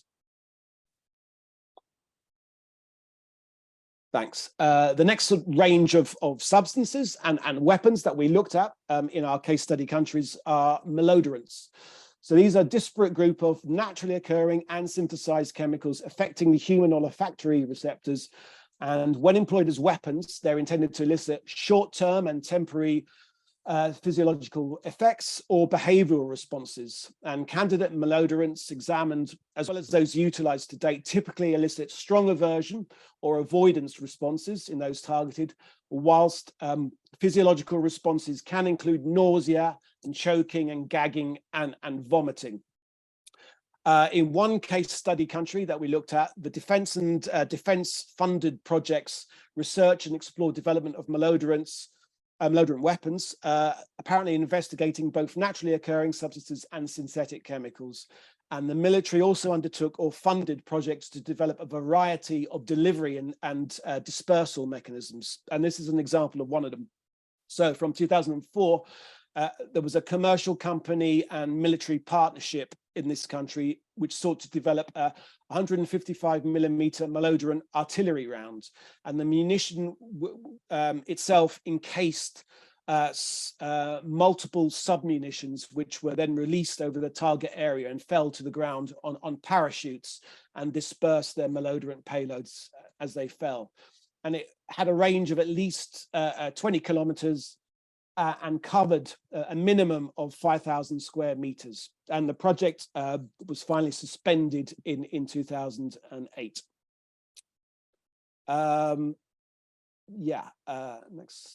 Next slide, please. Sorry. And this, and in this country, the same country, at least one commercial company has until recently promoted a malodorant skunk weapon. It's which it calls its product for law enforcement and military forces as well, and that's where they promote it to. The company has described it as an organic solution developed in conjunction with police forces of unnamed allied countries, and it can be sprayed over a large area using standard water cannon or launched in less lethal type munitions to achieve greater distance and in a combination effect. And the company has promoted a range of attendant delivery systems, including a 40 millimeter less lethal grenade, shown here, a skid sprayer, and a 50-gallon tank that has a range of over 60 feet and dispenses skunk at a rate of 7 gallons per minute. And although there's been no use to date of this malodorant weapon in that country, there has been repeated, well-publicized, confirmed use by the military and the police forces of another state that we didn't include in our study. And such use has been in disputed circumstances, and human rights organizations and the media have reported repeated, excessive and wide area use of this skunk weapon. In some cases, there have been claims that it has caused deleterious health effects as well. Next slide, please. Thanks. The last area that I want to look at briefly are riot control agents, and they're defined under the Chemical Weapons Convention as chemicals not listed in a schedule, which rapidly produce sensory irritation or disabling effects, which disappear within a short time following termination of exposure. However, RCAs, when employed in large amounts or in enclosed spaces, can cause serious, sometimes fatal health effects. RCAs that are commonly employed in law enforcement do include a number of substances of biological origin, notably the capsaicinoids and a further chemically synthesized analog, PAVA. And in a number of the case study countries, we found evidence of a development by state entities or state-owned companies or commercial companies of a range of what we've called wide area riot control agent means of delivery, capable of disseminating riot control agents, potentially including RCAs of biological origin over large areas or extended distances. For example, in this case, in one case study country, we found 2 commercial companies that have for many years and currently continue to promote an indoor RCA dispersion mechanism that will, quote, provide critical force protection for personnel and facilities by use of remotely deployed tear gas as a deterrent to control disturbances, uprisings, and riots in any facility where protective security is required, whether it be prisons, government buildings, or embassies. And it's also been promoted for external area denial as well. And the basic unit can operate and discharge up to 25 tear gas dispensers selectively.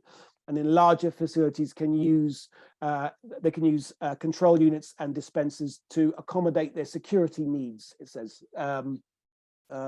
Multiple units, sorry.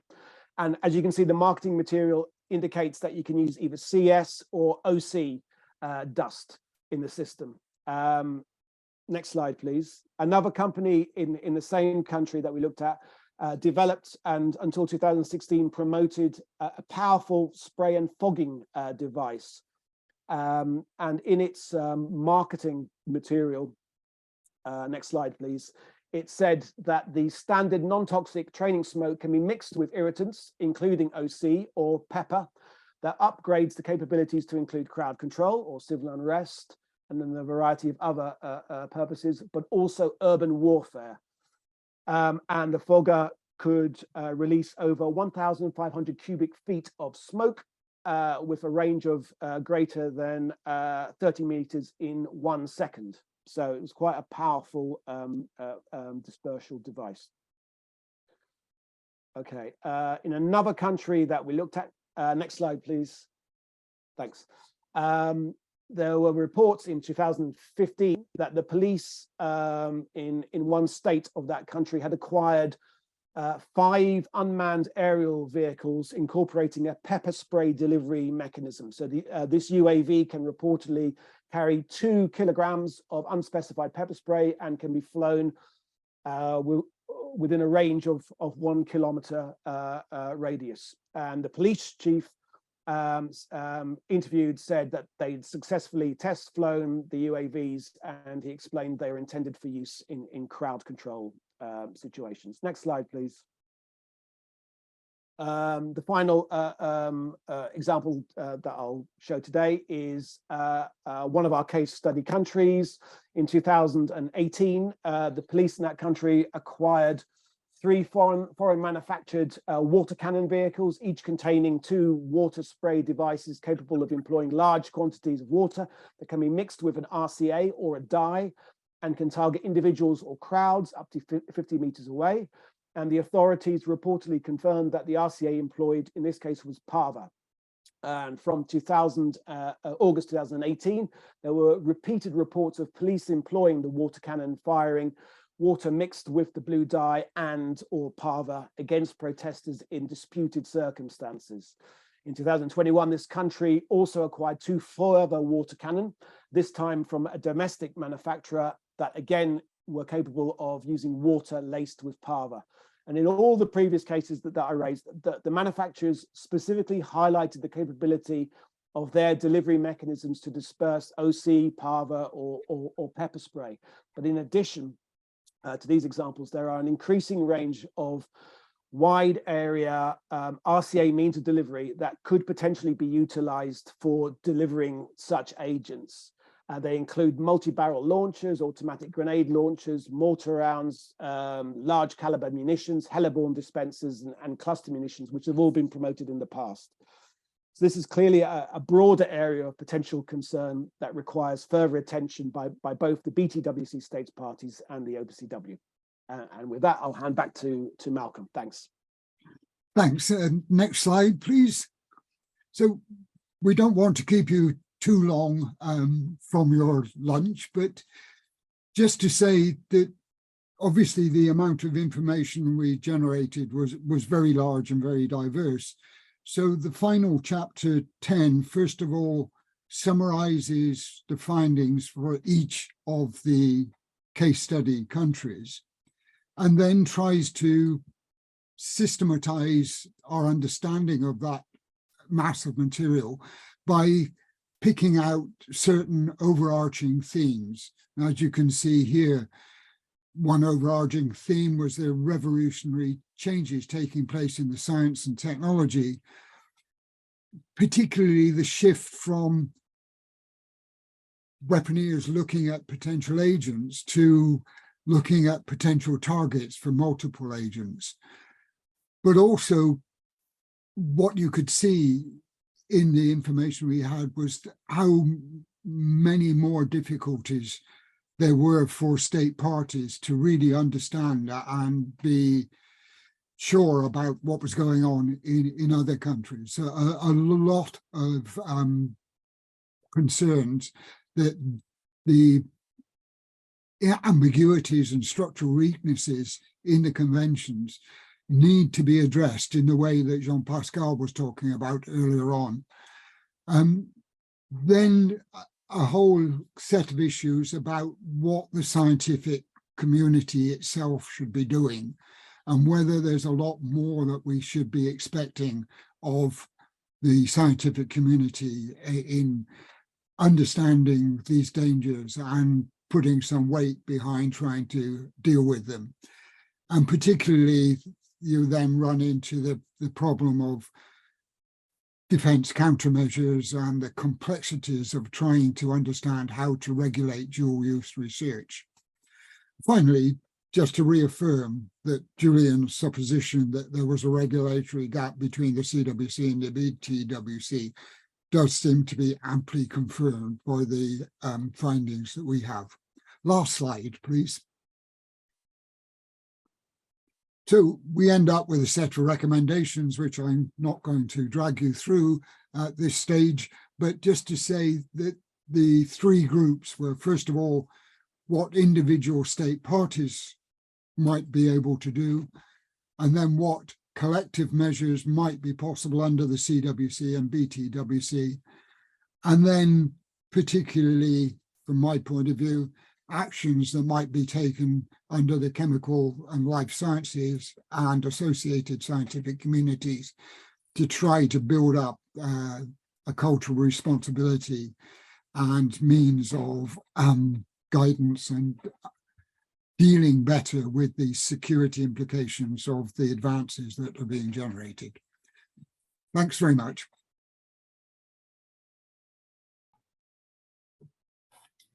Thank you very much for the very comprehensive and insightful talk to both Dr. Crowley and Professor Dando.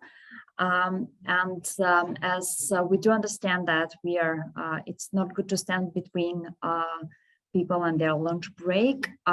We have a little bit of time for a couple of short questions. I'm just checking in the question and answer panel. At the moment, there are none. I would like to encourage you, if you have any burning questions or comments, to please leave them here. And in the meantime, I would once again take advantage of my privilege of being a moderator today, and I'll ask one, or it's one question, but it to some extent, it has two parts. My question is, you mentioned in your talk several times the scope for enhanced transparency. And my question would be more on the practical side, how we can actually, how this enhanced level of transparency could be achieved in the field of both the Biological and Toxic Weapons Convention and the Chemical Weapons Convention. For instance, in very practical step, how could states exchange information more effectively or more efficiently? Because at the moment, I think that the CBMs, correct me if I'm wrong, but I think that the CBMs, for instance, the confidence building measures under the BTWC, they are not entirely suited for that purpose to cover that type of research in such a greater detail. Of course, under the Chemical Weapons Convention, there is the Scientific Advisory Board. But what mechanisms could be leveraged or could be put in place to enhance transparency? And the second part of that question is,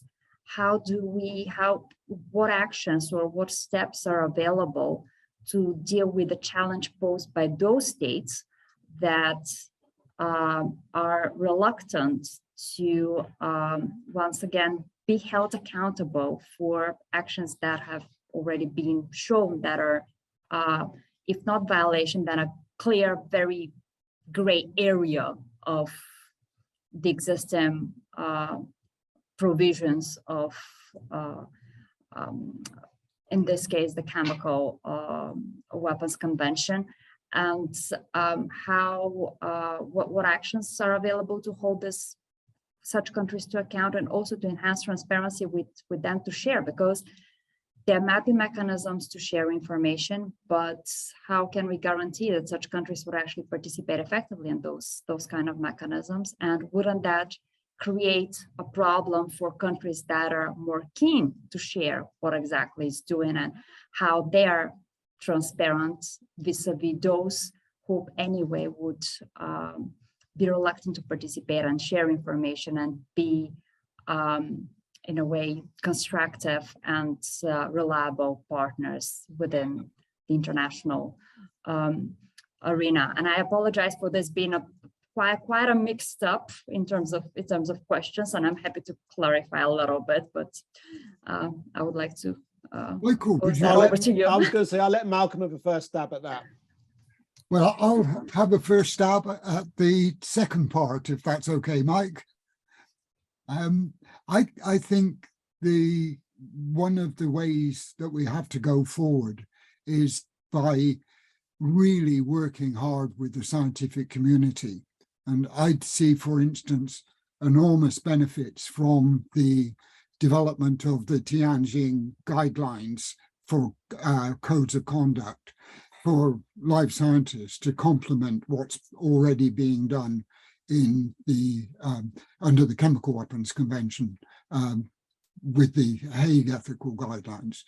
And I think we can take a sort of less confrontational approach to this by just trying to make sure that the Tianjin guidelines are approved and implemented in the next intersessional process, and that we back that up by effective biosecurity education for life scientists. And this then will open up many more people who have an interest and an understanding of what needs to be done.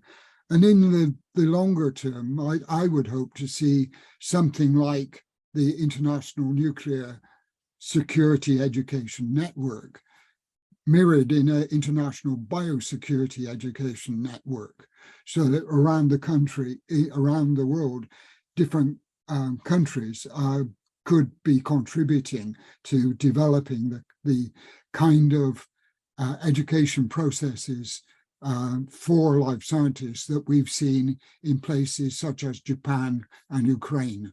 Very sort of systematic attempts to improve the security level of education and therefore interest amongst the scientific community. Mike, do you want to have a go? Yeah.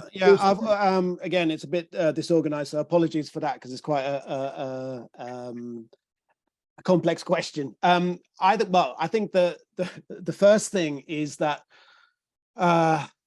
it is the responsibility of, and of course it would be beneficial if all those states where there's been either past or contemporary activities that are apparently related to development or the utilization of toxins and bioregulatory weapons or mid-spectrum agents more broadly, where they have been reported, where they've come into the public domain, that those, the emphasis is on those states to provide clarification as to the nature and the purpose of such activities. Through an appropriate mechanism of the BTWC or the CWC control regime. So, in a number of cases, there may be, misperception about what's going on, and because things are overly vague or not transparent enough, then these misperceptions can arise, and in some cases, misperceptions can be very dangerous and erode the credibility of the BTWC and the CWC. So the onus is on those states where there are concerns and they've come into the public domain to clarify those concerns. And there are mechanisms, for example, in the CWC, there are Article 10 declarations. So if states are conducting research into toxins and bioregulators for protective purposes, as they are fully entitled to do under the convention, to adequately report these activities in full to the OPCW Technical Secretariat and by and the states parties. It's difficult for civil society to know the extent of existing reporting and the efficacy of such reporting, because those declarations are not made public. Under the BTWC, although they are voluntary CBRN measures, a number of states have made them public, and such transparency measures, should be encouraged. And also, and I think Malcolm can speak more to this with regards to improving the CBM reporting system in the BTWC context. There's a lot that can be done, and there needs to be an overhaul, I would say, of the whole system, perhaps incorporating some form of peer review process to assess and improve the quality of information that are provided by states in their annual reports. And I'd say that, yes, such improvements in state information sharing in terms of the BTWC context, could be coupled with far greater transparency and accountability to civil society. And again, a number of states, including some of the states that we looked at in our case studies, do provide varying degrees of information about their activities and allow their scientists to publish in the public domain, and all that is to the good. And we need to encourage all the states parties to do that. I would also say that there's an onus on states, the other states parties to both conventions, to use the appropriate clarificatory mechanisms to where they do have concerns, to voice their concerns and use the systems that both conventions provide to clarify what really is going on. And of course, as we've seen recently, there can be abuse of such clarificatory systems. But where a state does have a valid concern, does have evidence, then again, for the sake of the faith in the both regimes, those states should use the appropriate systems to clarify what really is going on in another state of concern. Thank you. Thank you so much to both of you for being able to sort of pitch that, well, essentially partition the question and tackle it, because I think that it was posed in a very the most complicated manner possible, and I do apologize for that. And I think that the main takeaway message really is that really is the responsibility of states, and to ensure good governance and ensure that they are in compliance and that they are as transparent as possible, and to ensure their effective participation in those measures and the existing measures and existing regulations that have in place. And no one can take away that responsibility, and it's the first and foremost that responsibility that is there.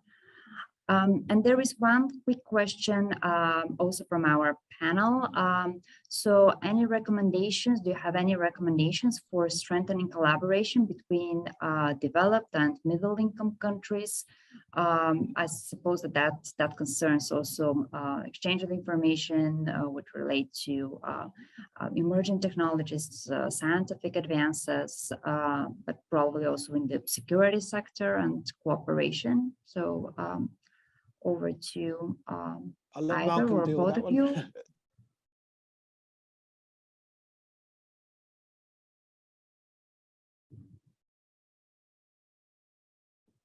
Malcolm, do you want to try and do that one?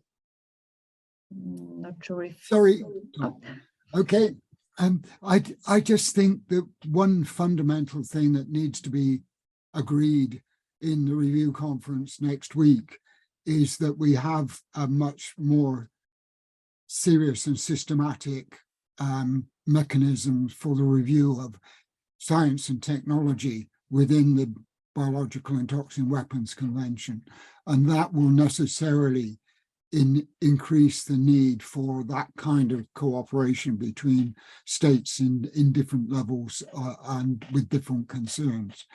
And just on that particular point, I think it's important that we all look very carefully at the results of the temporary working group of the SAB on toxins when that comes out, I think, next year, and see what implications that has for our understanding of what is necessary to do in this particular area. One final thing that I wanted to say as well, and it regards coordination, collaboration. Basically, I think what needs to happen would, although there are existing levels of information exchange and cooperation and some collaboration over joint areas of concern between the OPCW Technical Secretariat and the BTCW Implementation Support Unit and the relevant state, and states parties, these could be and should be increased and enhanced, particularly with regards to regulation of toxins and bioregulators. And particularly in light of the implications of the growing convergence of chemical and life sciences. So, as we've got the BTWC review conference happening next week, you've got the Conference of States Parties, the CWC happening next week, and then later next year, the review conference of the CWC. All these are really, really good opportunities for the two organizations to look for synergistic ways that they can work together more effectively in this area of overlap. Thank you. Thank you so much. And with that, I would suggest that unless there are any burning questions or comments or final thoughts, I would suggest that we close this morning panel, and I would like to thank all participants and all speakers who presented during this morning session. We've been provided with a lot of food for thought and a lot of interesting insights and a comprehensive overview of the risks and possible risks and threats and emerging trends that would require attention in future. To better understand what the possible threats of misuse of chemical, biological, and nuclear and radiological materials could be. With that, during the afternoon session, we'll try to look a little bit more towards the response side and look at how some of, we'll continue, of course, the discussion on the possible threats, but we will also try to look at some of the options that are there to enhance the governance of those security risks. Once again, thanks a lot for to everyone, for panelists and participants, for your questions, for your contributions, for the interesting presentations, and we'll look forward to seeing you in about an hour and a half. We'll reconvene at 1:30 Central European time, or 2:30 local time here in Bulgaria. And with that, please enjoy your lunch, and we look forward to seeing you in the second half of today's conference. Thank you.